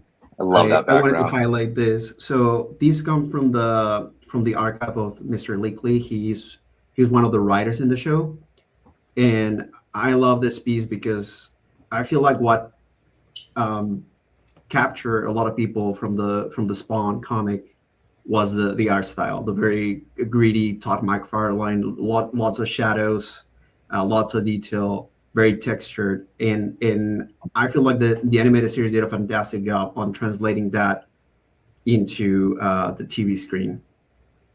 And of course, you get this amazing image of Spawn with his cape just sprawling through the ground in this abandoned cathedral, with Cagliostro walking towards him, and it's an iconic image of the character. And it's large. I mean, it's a pan. It's it's big. This is incredible. And I think this is the first auction, if I'm not mistaken, that's had this amount of like the HBO Spawn, like the Spawn, animation cells in them. And there's some of them that are, like you said, they're very gritty. The flowingness of the cape and the chains coming through, really, really great and unique, because I haven't seen a lot of these come up. You know what I mean? I haven't seen a lot of early Spawn animation cells hitting the market. So I'm definitely tracking a couple on my own as well. Yeah, this is the best opportunity you're probably going to get ever. There's a good amount in this auction. There's some beautiful pieces. Isaac, thank you for showing this, but also that's going to hurt my pocket because I want to buy this particular piece. Oh, I mean, this is horrible, and no one should bid on this. Yeah, it is terrible. It's just, I love it. The overtop view of like the pews. Matt, you're supposed to be doing the opposite. What are you doing? Oh no, I'm supposed to be talking it down. Sorry. You know what? Let's just go to the next one. So this is something that's going to go to the moon, no matter if we talk about it or not. Okay. Yeah, oh my gosh. This is just picture perfect image of these two characters. It doesn't get any better than Ash on, or rather Pikachu on Ash's shoulder. Is like whenever you think of them together, it's almost always like this. I mean, it's one of those shows that marked a whole generation of fans, and then on top of that, you had a master background that is, I want to say that is immediately recognizable. Pokemon backgrounds have this watercolory quality to them that makes you be like, oh, that's from Pokemon. And so the fact that you have a picture perfect image of these two, and then on a rare master background from the show makes it a fantastic lot to keep track on. This one is just, it's, Tatiana's right. It's going to go to the moon, and it should. This is a perfect representation of Ash and Pikachu.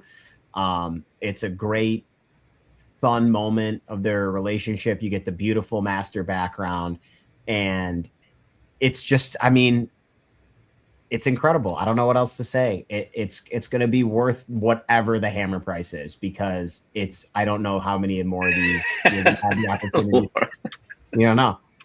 I feel very nostalgic looking at images of this first design of Ash. I know that he went through some redesigns, and I think it made the news everywhere that he finally won. He's finally a Pokemon master. And looking back into the early episodes of the series and how everything started and how we started getting to know these characters, it takes me back. Yeah, for sure. Yeah, I mean, this is one of those, if you could own one image from a series kind of pieces. This is like the Grail level. If you're going to own one thing from Pokemon, this is it for a lot of people. It is so difficult to get a scene that's perfect for both characters where they're both smiling at each other like this. I don't think people understand how difficult it is to find that, because there's so many in-between scenes and cuts, different mouths, different eyes, and to have it perfect, it's going to go for a lot and deserves it. And Pokemon was only traditional for the first season, is that right? The first couple seasons, about 2001, I believe. Yeah. Oh, okay. So that went a little bit later than a lot of other stuff did. It was Indigo League, right? Indigo League was the first one. I don't know if in 2001 they did cels. I think they did a couple cels, like the movies, maybe. Yeah. I think just in general, I think it was till about then, but that may have just been that the movie that was released that year was, and that this series was not at that point. Yeah. They did continue to do hand-painted backgrounds for several more seasons after that, though. That I did know. And then also there's another one in here where it's like, you know, you could get stuff of just the Pokemon. You could get stuff of just the trainers. This one is, you know, definitely just the main two, but there's another one with like 20 Pikachus on it, and they're all like jumping down. It's incredible. It's incredible. I like love it. It's not that good, man. Yeah, you don't want to see it. It's marginal at best. You shouldn't bid on it. This one is like, because I'm a little bit of a goof. Like, I love this one, but I would also love one where Pikachu is shocking the crap out of Ash, because those are some of my like favorite moments. So this one is kind, it's fun, it's incredible, and it's going to I think it'll set a record. Personally, I think it'll go very well. Personally, I am going to try to go for the Team Rocket one. You just with Meowth in the back never come up. Yeah. So we'll see. And it's one of those, they never come up, but also, you know, bad guys are always a little bit less popular. But we'll see. I mean, I'm sure that's going to go to the moon too. The background's really good on that one too. That one, and I love that like Jesse's eyes are like swirling. He's like, you know, they always do those like funny animation eyes. Yeah, that one's a great piece. What's next, T? What do we got? All right, up next, I feel like we're supposed to pose for this one because it's JoJo. No. You have to pose. That's how it goes. Yeah. So I love the OVA, and so OVA is original video animation, and these were episodes that were released for home video, and this is quite different to the way that they handle it in the just recent anime adaptation. This adaptation has a little bit more suspenseful, a little bit more emphasis on kind of more of the fight rather than a lot of the special effects that were going on the recent one. But what I love about this is that it's a scene that is like a hell yeah moment. Dio has the power to stop time, and so he's throwing a bunch of knives at Jotaro, and he almost like he has the battle. He's won already, and Jotaro is able to get his stand out, punch some of the knives away, and maybe not win the fight, but get a step closer in that direction. It's incredible image. I mean, their faces are so good. Yeah. It's the face of a guy who was about to get stabbed and suddenly he was not. Yeah. Yep. And I mean, even the ability, on the pan out, just the motion, like you said earlier on one of them, it's like this is a still frame, but you can feel the motion. You can feel the knife hurling towards them, like the bottom bottom one on the left, like how it's like, you know, blurred where the blade is.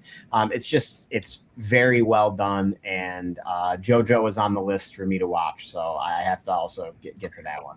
You haven't watched JoJo? Oh Yeah. my gosh, it's so good. I haven't watched JoJo yet either. I've only watched a little bit. I need to watch all of it. Oh my goodness. I'll get there. To kind of piggyback on what Isaac was saying, one of the things I love about OVAs is OVAs are an opportunity for a lot of franchises to do things that are grittier that they couldn't do on their other shows. You often in OVAs see more violent or adult kind of things, like, you know, those types of themes, because they weren't like on, you know, regular television. So you see different stories that they wanted to tell, but maybe they couldn't tell in like a regular series of a show. And traditionally, the OVAs would have better artwork in the cels and animation. They would spend a little more detail into them. I love that in this version, whenever there's a scene in which Dio stops time and he's just moving from one place to another and it feels chilling. It feels like almost like a horror movie. It's like, oh man, it's pretty cool stuff. Yeah, I haven't watched this OVA. I definitely want to watch it now. I have not seen it. No, it's great. Definitely. All right, let's go super classic 80s. Oh man, so Pat Labor started us, and it is another OVA, and man, this is a fantastic image of one of our main characters of Noah. I love this opening song. It's I start thinking about it, start humming it, and before I know it, I want to listen to it. These particularly is interesting because she has a more like lightish brown hair color in the series, but in this cut of the opening, she has black hair, and the fact that she has this preliminary or early color of her hair, and we have this beautiful pan with the city on the back. It's incredible, and again, I'm just thinking about the song right now. Well, that's when you know it's special, right? When it just immediately evokes the memories. Yep. So speaking of memories, this next one, oh my goodness, this is iconic for me. Oh yeah, so yeah, this is an eye catch. So eye catch images were used at the beginning and at the end of a commercial break, kind of to get your attention as the show is about to start again. And I think this image does a great job at that. It immediately draws your attention. It has a very cool Art Nouveau sort of style going on with how the hair is flowing and the ornaments on the back. It's a great series, but even if you haven't seen it, I mean, you don't need to know a whole lot about Slayers to just appreciate how beautiful this piece is. I've never seen Slayers. I have this piece tracked solely because of what you said. It's just beautiful. It's horrible, Matt. Don't bid on it. It's horrible. It's perfect for what it is. It's an eye catcher, and the Art Nouveau style is exactly what drew me in. I just think this piece is, you don't need to know anything about the characters. You can just see it and be like, wow, this is awesome. It's just really cool. Slayers is a great fantasy show, a lot of adventure, a lot of comedy. But again, even without knowing any of that, like this is it just by it stands alone as an art piece by itself. Yep. So this next one is really horrible, and no one should bid on it. Oh man. Well, I'm not going to promise you there. No, this is Dash at his peak. I mean, this is awesome. I think no one likes pans. Pans stink, guys. Pans are the worst. Trigon is one of those shows that if you were an anime fan during this time, you either heard about it or watched it or watched it over and over again. Yeah.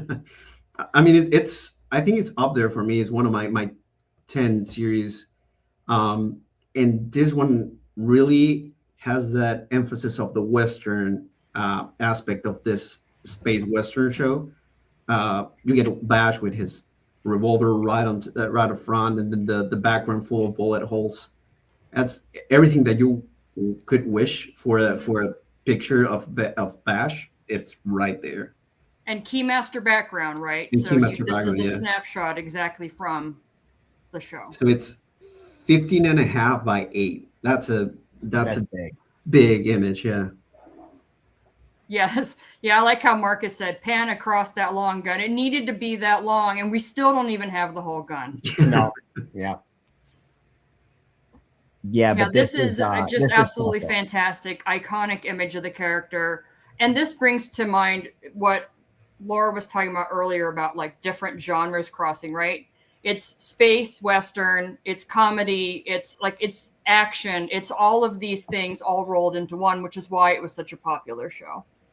Trigun is incredible. It's incredible. Love it. All right.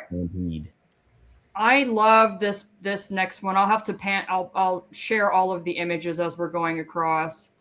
Yeah, this is incredible. So we finally get to see Goku growing up.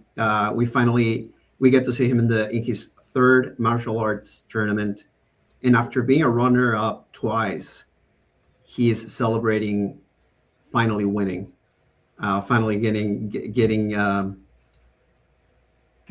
the victory, and then especially against Piccolo.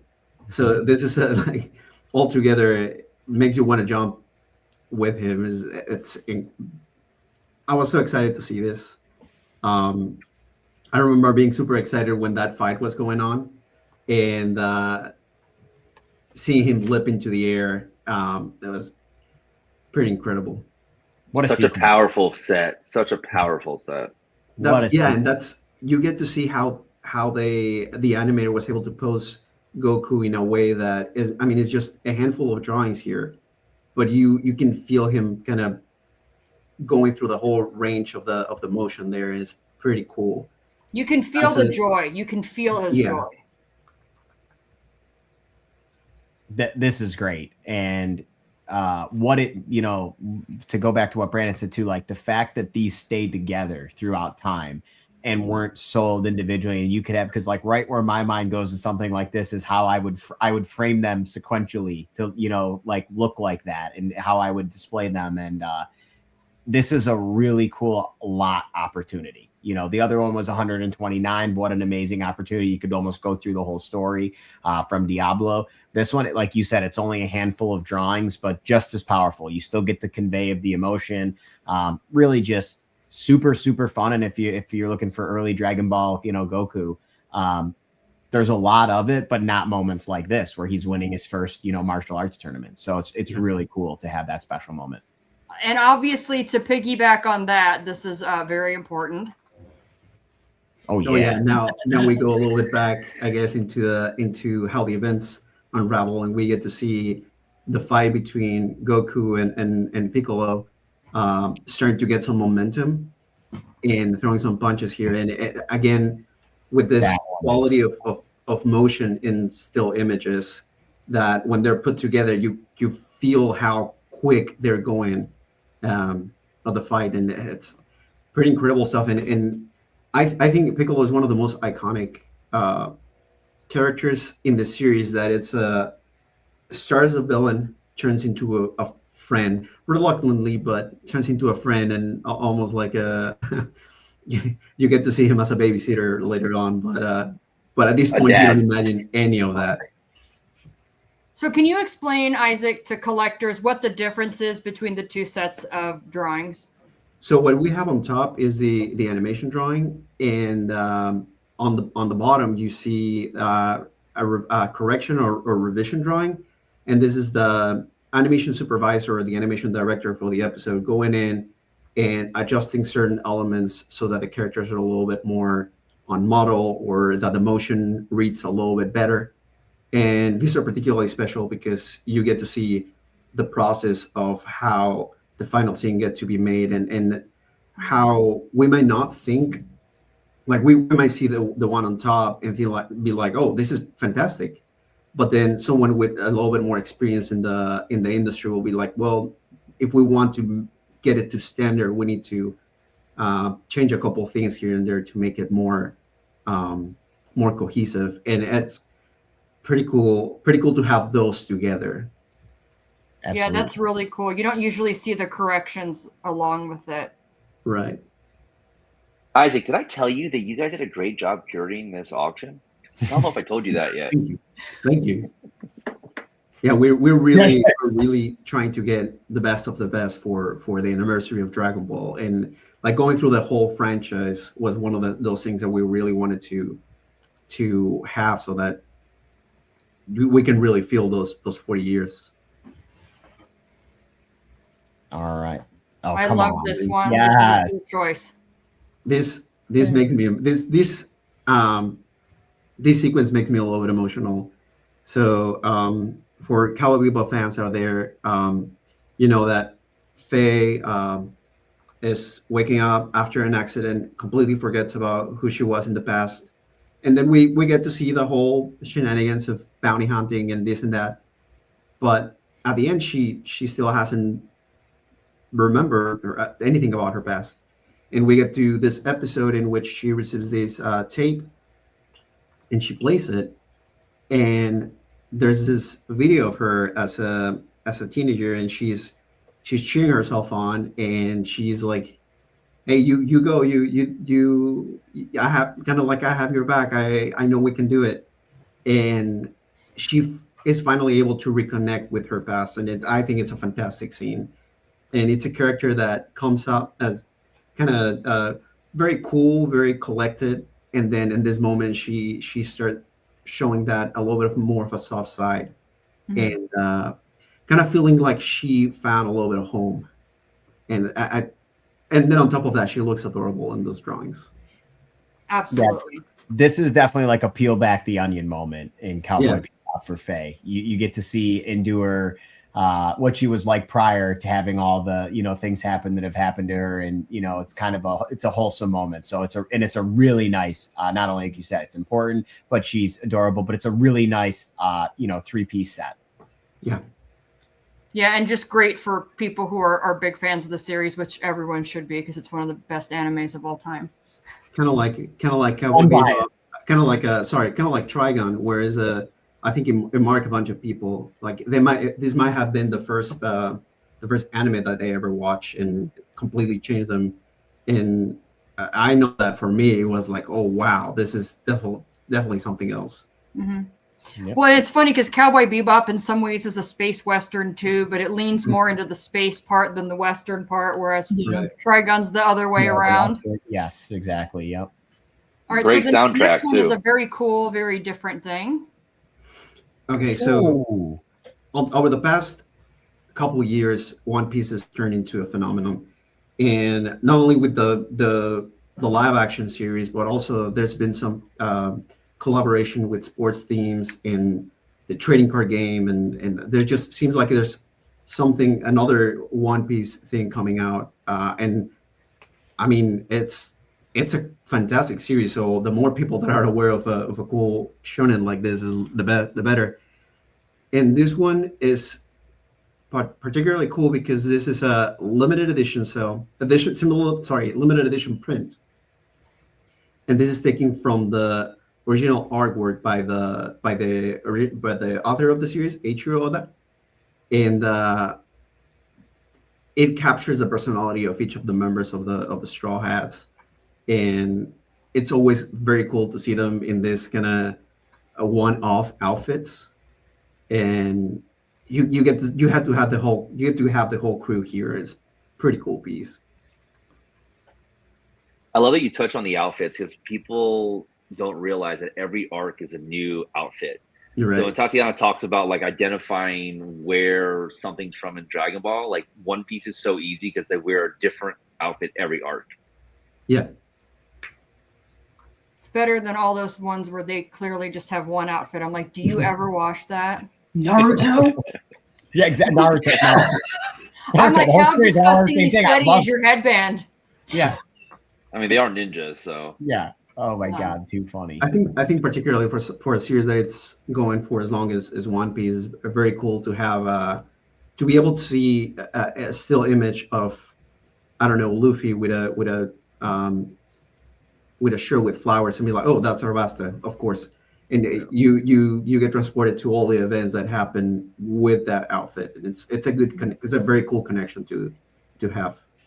Yeah, I think it's very smart that they did that, especially because there's so much of that show that you need that separator, and I think that's really smart. Sorry, Dressrosa. I get those confused, but yeah, that's the arc. I mean, Oda did such a good job with his storytelling that he's also super involved in the anime with the settings and the set eyes for the animation team. So he wants to make sure that all the uniforms and outfits are exactly his specifications from the manga. That's good to know. I didn't know that. All right, let's move to another Ghibli piece. So, Porco Rosso is definitely one of my top Ghibli films, and one of my favorite parts about the movie is seeing the whole montage of how they're repairing and upgrading Porco's plane, and these scene where they have this interaction where Porco is like, "Oh, you know what? You're a pretty good mechanic. You really have it in you," and getting those characters connecting that way of Theo kind of showcasing how good she is at her craft, and Porco recognizing that like this seasoned pilot having an eye for like, okay, this person knows what she's doing, and it's a pretty cool way of seeing how these characters are getting to know each other. Yeah, I mean, so much thought, going into even just this, putting the plane design on here. Yeah, I mean, the pencil behind the ear, the lines on the notepad, all the way that the plane's designed from like the overtop view, all the stencils, the triangles, the protractors. I mean, there's no detail spared in these, and I think that's what makes them so unique. Makes them so cool. Like the paper up here has been handled like so many times, right? Wavy, and yeah, it's nothing is missed in these, and this is a great cell. The background is print, is the characters that are on the cell, but still it kind of communicates that same thing of the scene, and people who have watched it are like, oh yeah, I know exactly what scene this is.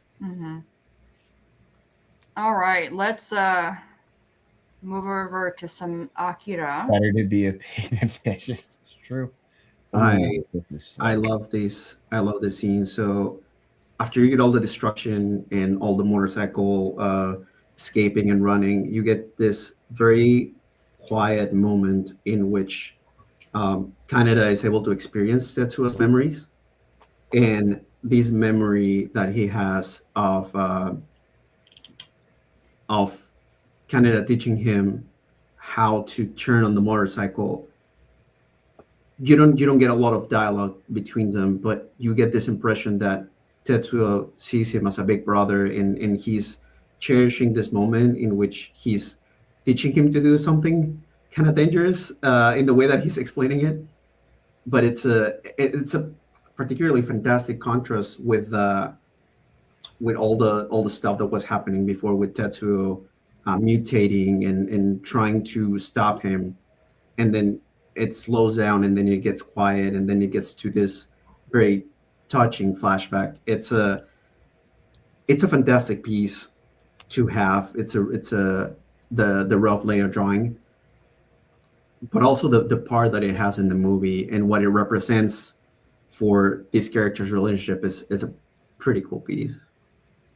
I would agree, and it almost goes to like a serene, highly dangerous, like, them going through, and Brandon and I have spoken about this the past. Is like, for me, the first time I watched like Akira, I was like, whoa, this is like what a masterpiece looks like. Like, it was just like the first time I remember watching it and being like, I want to go to Neo Tokyo. Like the backgrounds were so incredible. The story was insane. It was so good. The bike turned into an icon. The jacket turned into an icon. I mean, what Akira has done, in my opinion, is second to none. But to have something like this, the layout drawing for a scene like that, where it's more of a, like you kind of said, more of a touching moment rather than them fighting, or a mutated scene, or, a rocket launcher scene. But you still get, the bike, you still get a great first person view going through. So it's a really phenomenal piece. The POV is phenomenal. You feel like you're literally in it. It's so you feel like you're on the bike. Yeah. All right. I'm naming this next one Too Soon. It's one of those things, like, because I know what is going to happen, and I still can't accept jokes about this stuff. I'm like, it's too soon. People are like, it's been decades. I'm like, I don't care. It's too soon. So as you hear, fans will know exactly what's up with these characters. And if you've seen the original Full Metal Alchemist anime, or Brotherhood, or read the manga, this is one of the most unforgettable moments of the series. And to have this very heartwarming moment happen before a very heart-wrenching moment, again, kind of like with the Akira piece, that contrast makes it just the most powerful. And in Brotherhood, they just show up in this quick kind of episode, and you kind of don't have the time to process it. It's like, wait, what happened? And those kind of things is what makes this series very popular. And you don't get to see images of these two characters together. You don't see them that often, and especially from such a cute little moment here. Yeah. Mm-hmm. Yeah, I'm absolutely in love with this. Like, I'm definitely bidding on this. Yeah, Full Metal. And I just try to not remember what happens right after it. I mean, it's got to be like top 5 worst ever, right? You can freeze time right there. Yeah. And if any of you haven't seen it, you should see it, but just know that you'll be traumatized for the rest of your life. It is, but so in a messed fun up. way. Oh no, it's not fun. It's not fun. It's so messed up. When I watched that for the first time, my jaw dropped on the ground. I was like, oh my. Yeah. I was angry. At the show. I was like, how could you do that? I was sick. Honestly, I felt sick in my stomach. I was like, what the hell? Why would you do that? Well, they know what they're doing. They set you up. Yeah. I mean, that's what part was genius about the show. The emotion in the show. Yeah. Oh, incredible. Incredible. And with this show, they weren't doing you're not gonna find anime cells at all from this show. Correct. Yeah. This with this and with the original version, they were animated digitally. And so the only physical aspect that you get from them is the animation drawings. There's not gonna be cells. So rare to have this kind of production material. Mm-hmm. Yeah, and the drawings rarely come up. You don't see them hardly ever. Yep. And they usually go for a lot when they do. Yep. This is going to go for a lot more than where it's at right now. Yes, it is. All right. So the next one, as soon as I opened this tab, then the theme song just got stuck in my head. So it's going to be in there for like a week now. Yep. So I remember the first episode that I watched from Digimon. I was watching it with my brother, and it blew our minds. Just watching Pokemon is fantastic, but Digimon kind of took it to a complete different place. And I love the opening, the butterfly. It's fantastic, and having production material from opening sequences is rare. And then it's on top rare to see production art from Digimon. We don't see Digimon animation drawings that often. So this is rare on top of rare. It's pretty cool stuff. Yeah, and I love that the corrections and everything are color coded, so you know exactly what is what. There's a system here. Can we just go through real quick and all name our favorite Digimon? Isaac, who's your favorite Digimon? Metal Greymon, but the virus version, the blue one. Okay. I mean, mine is Black War Greymon. I mean, oh, cool. Can't go wrong with Black War Greymon. Tatiana? You know, I didn't watch enough of it to have a favorite. So man, oh my god, Digimon, like for me, it was like the second step after Pokemon, and it was like I just got directly into Digimon. I was just racing home to watch it. Like I had all the little figures. I loved it. I have a favorite Pokemon. Laura, what about you? I didn't really watch Digimon either. No. I can give you a favorite Yu-Gi-Oh character. Even better. Who's your favorite Yu-Gi-Oh? Dark Magician Girl and all of the Dark Magician variants. Your Dark Magician, your magical girl, no problem. Mine is Jinzo because he eliminated all the trap cards on the field. It was my favorite because he just basically allowed you to not have to worry about traps. Okay, I want to know everyone's favorite Pokemon now. Okay, Isaac, Pokemon. Oh boy. I'm gonna go with Sandslash. Ooh, okay, nice. Good pick. Mine would be Ninetales because it was the first holographic card I ever pulled from a pack that my grandmother bought me. Brandon? So cliche, but it's Charizard. But I do like I know. You are a big Charizard guy. I am a Charizard guy. Tatiana? Cubone. Since forever. I've just always loved Cubone, just since the very beginning. And Laura? Too cute. So my Gen 1 is ultra cliche. I'm a diehard Pikachu fan, but I have to say Sprigatito tops Pikachu for me. I love Sprigatito. Okay. All right, I like it. Let's on to the next T. We've gone over Digimon, Pokemon, and Yu-Gi-Oh! All right, so we talked about this one briefly earlier. This is the one that I think is just this is incredible. What I love about this piece is that you get to see kind of like how it started from the planning process. You get the storyboard, and then you get to see that executed. You get to see it right there. Yep. You get to see how they thought about placing, how the placement of Gandalf, the placing of the camera, and then how it's executed, how you see it on the screen. And Tolkien fans are gonna be delighted to see such a fantastic image of Gandalf, with a Keymaster background too. So it's everything from the beginning to the end of the process is right there. This is the collecting rainbow. This is from beginning to end. You get it. You get a one-stop shop of it coming to life. You get the storyboard, you get the cell, you get the master background, and each one of them is their own, like you said earlier, its own little mini masterpiece. This is an incredible lot. It's one of the first ones that goes up, isn't it? I think it's one of the I can't wait. It's like one of the ones that opens the auction. I think it's the Hobbit stuff's at the very beginning. Yeah, and it should be because this is one the very right here, first one. Yeah, this one will set the tone. This is such an amazing. So show up on time if you want to bid for this one. Yes. First. Don't be late. Do you know how hard it is to do this? To combine this? Mm-hmm. How many years this collector probably spent to be able to do this, and now someone can buy it? It's remarkable. Yep. I love it. Yeah, it's absolutely insane. It's already hard enough to get the production cell with the Keymaster background, but now you also have the storyboard. Holy cow. Yeah. The full Monty. Yeah.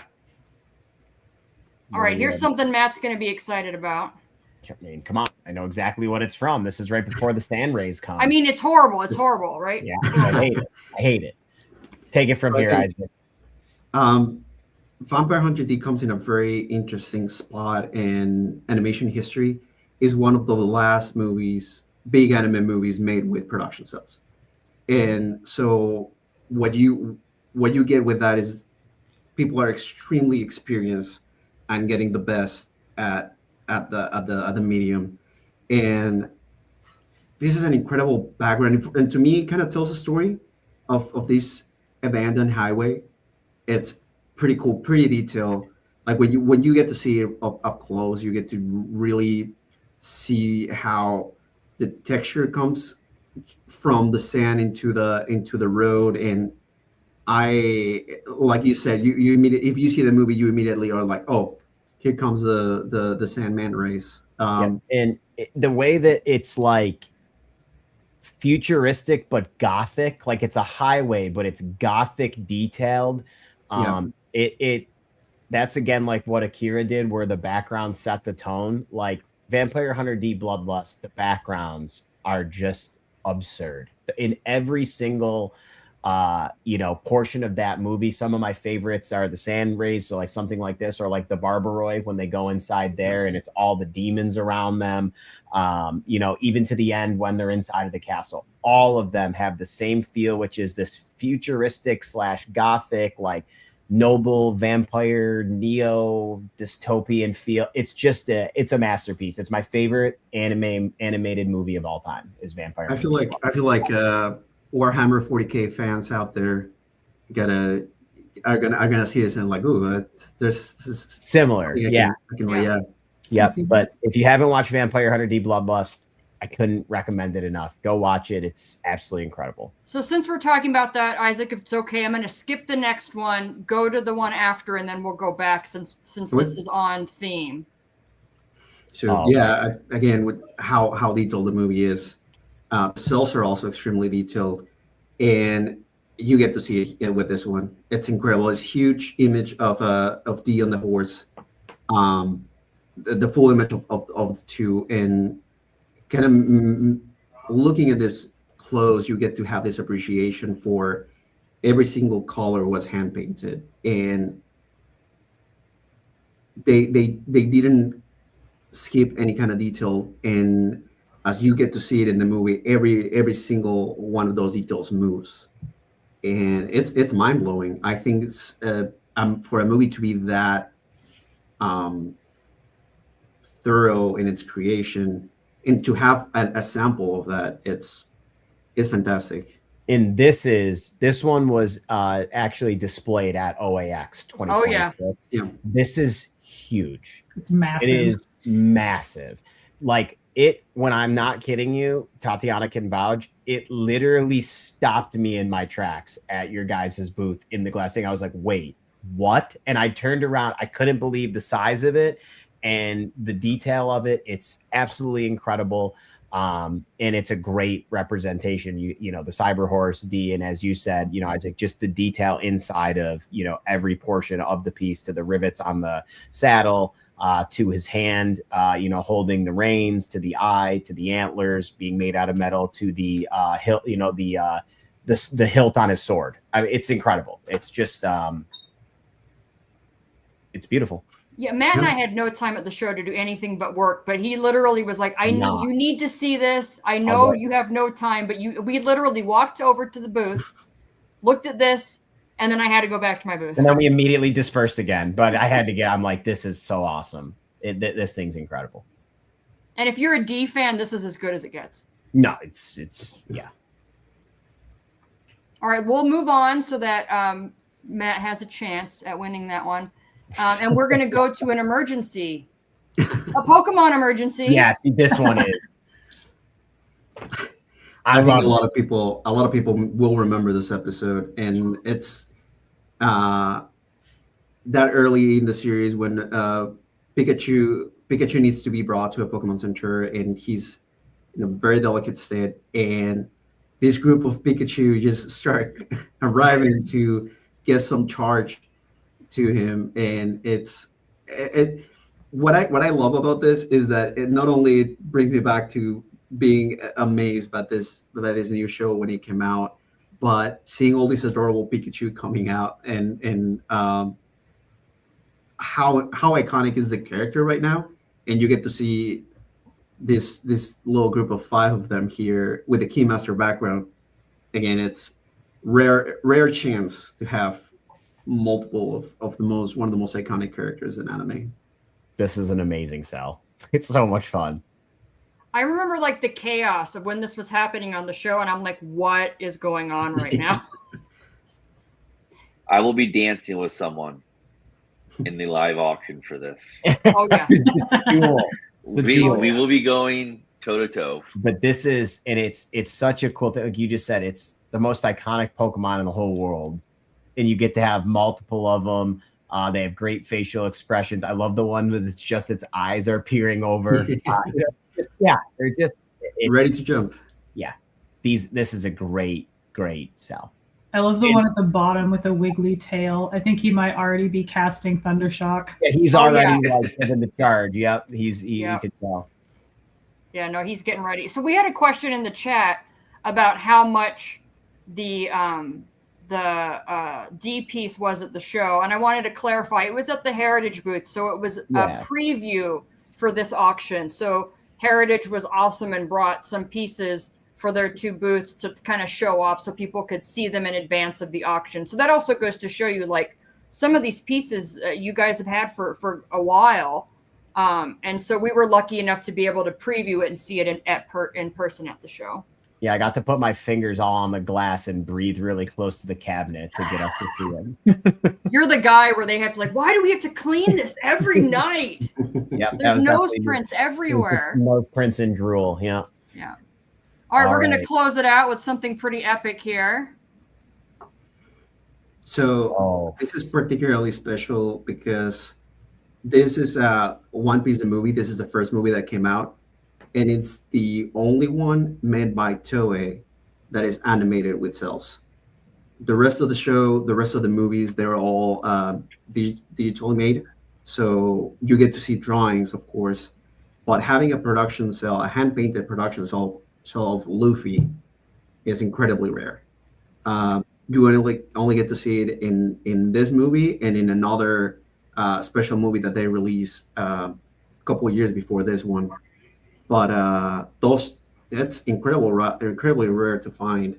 And again, with how much One Piece is turning into a phenomenon, I think if people are starting to get into collecting One Piece, I think this is definitely one that they may want to keep an eye on. Brandon, I know you're a big, One Piece guy yourself. When I see, I'm not super well versed in the One Piece universe, but when I see, this is the version of Luffy I think of when I think of him as my early stages, before the whole massive Straw Hat Gang and everyone. This is what I think of, because I only watched the very beginning of One Piece. I didn't make it through into the phenomenon portion of it. So this is kind of like when I think of him, my version. And I think it's more of the classic, younger, early day type of stuff. Yeah. And I'm sure some people are going to say, oh, it's, pretty faded, but that's okay. That allows you to know that it's authentic. It's real. It's of age. That's just how these things go. And having a production cell from One Piece is extremely rare to come across. Exactly. Extremely rare. I just love his face. His face is so good. His face is always early One Piece Luffy face is just, or Luffy face just, it's just like that one line for his mouth that gets me every time. It's amazing. But I'm okay, speaking of, the rare opportunities, I'm also okay with buying pieces that are stuck sometimes or that have, vinegar syndrome or whatever, because that's it. And that's the one that I want, or that's the moment that I'm looking for. And there is no other version of that. I have a D1 that there's 4 or 5 layers and 3 of them are stuck together. And I want to peel those things apart so bad, but I don't, because I know that it'll sacrifice the integrity of the piece. And I wish they weren't, but I love the piece the way it is, because that's how it is. And that's how when it came to me throughout the years. So I think, even having cels in your collection, or, maybe, Gengar corrections that are smudged or whatever it is, it's part of the process of getting it, 26 years, 30 years later of it being created. And back then, not everything was thought to be a collectible, or it was going to be, be out there. So a lot of these things were stacked upon each other, and they got stuck together, overweight, or, whatever it is. And I think that adds to the collecting aspect of the hobby is finding those pieces in any condition, let alone just in perfect condition. Just finding them is absolutely incredible. And what you guys were able to bring through this catalog, I'm sure it took months and months of work and, painstaking hours like the cell on the, the girl working on the computer. But yeah, our, the collecting base, it goes without saying, really appreciates it. And, we wouldn't have the opportunity to get some of these pieces if it wasn't for you guys at Heritage putting together such an amazing catalog for us. It's always great to know, because we're fans and we're presenting it to fans. And so we're always delighted to know that fans are appreciating the effort put into it. And that should come through in our descriptions too. Like, it's not just great images. Like read what we wrote. Yeah.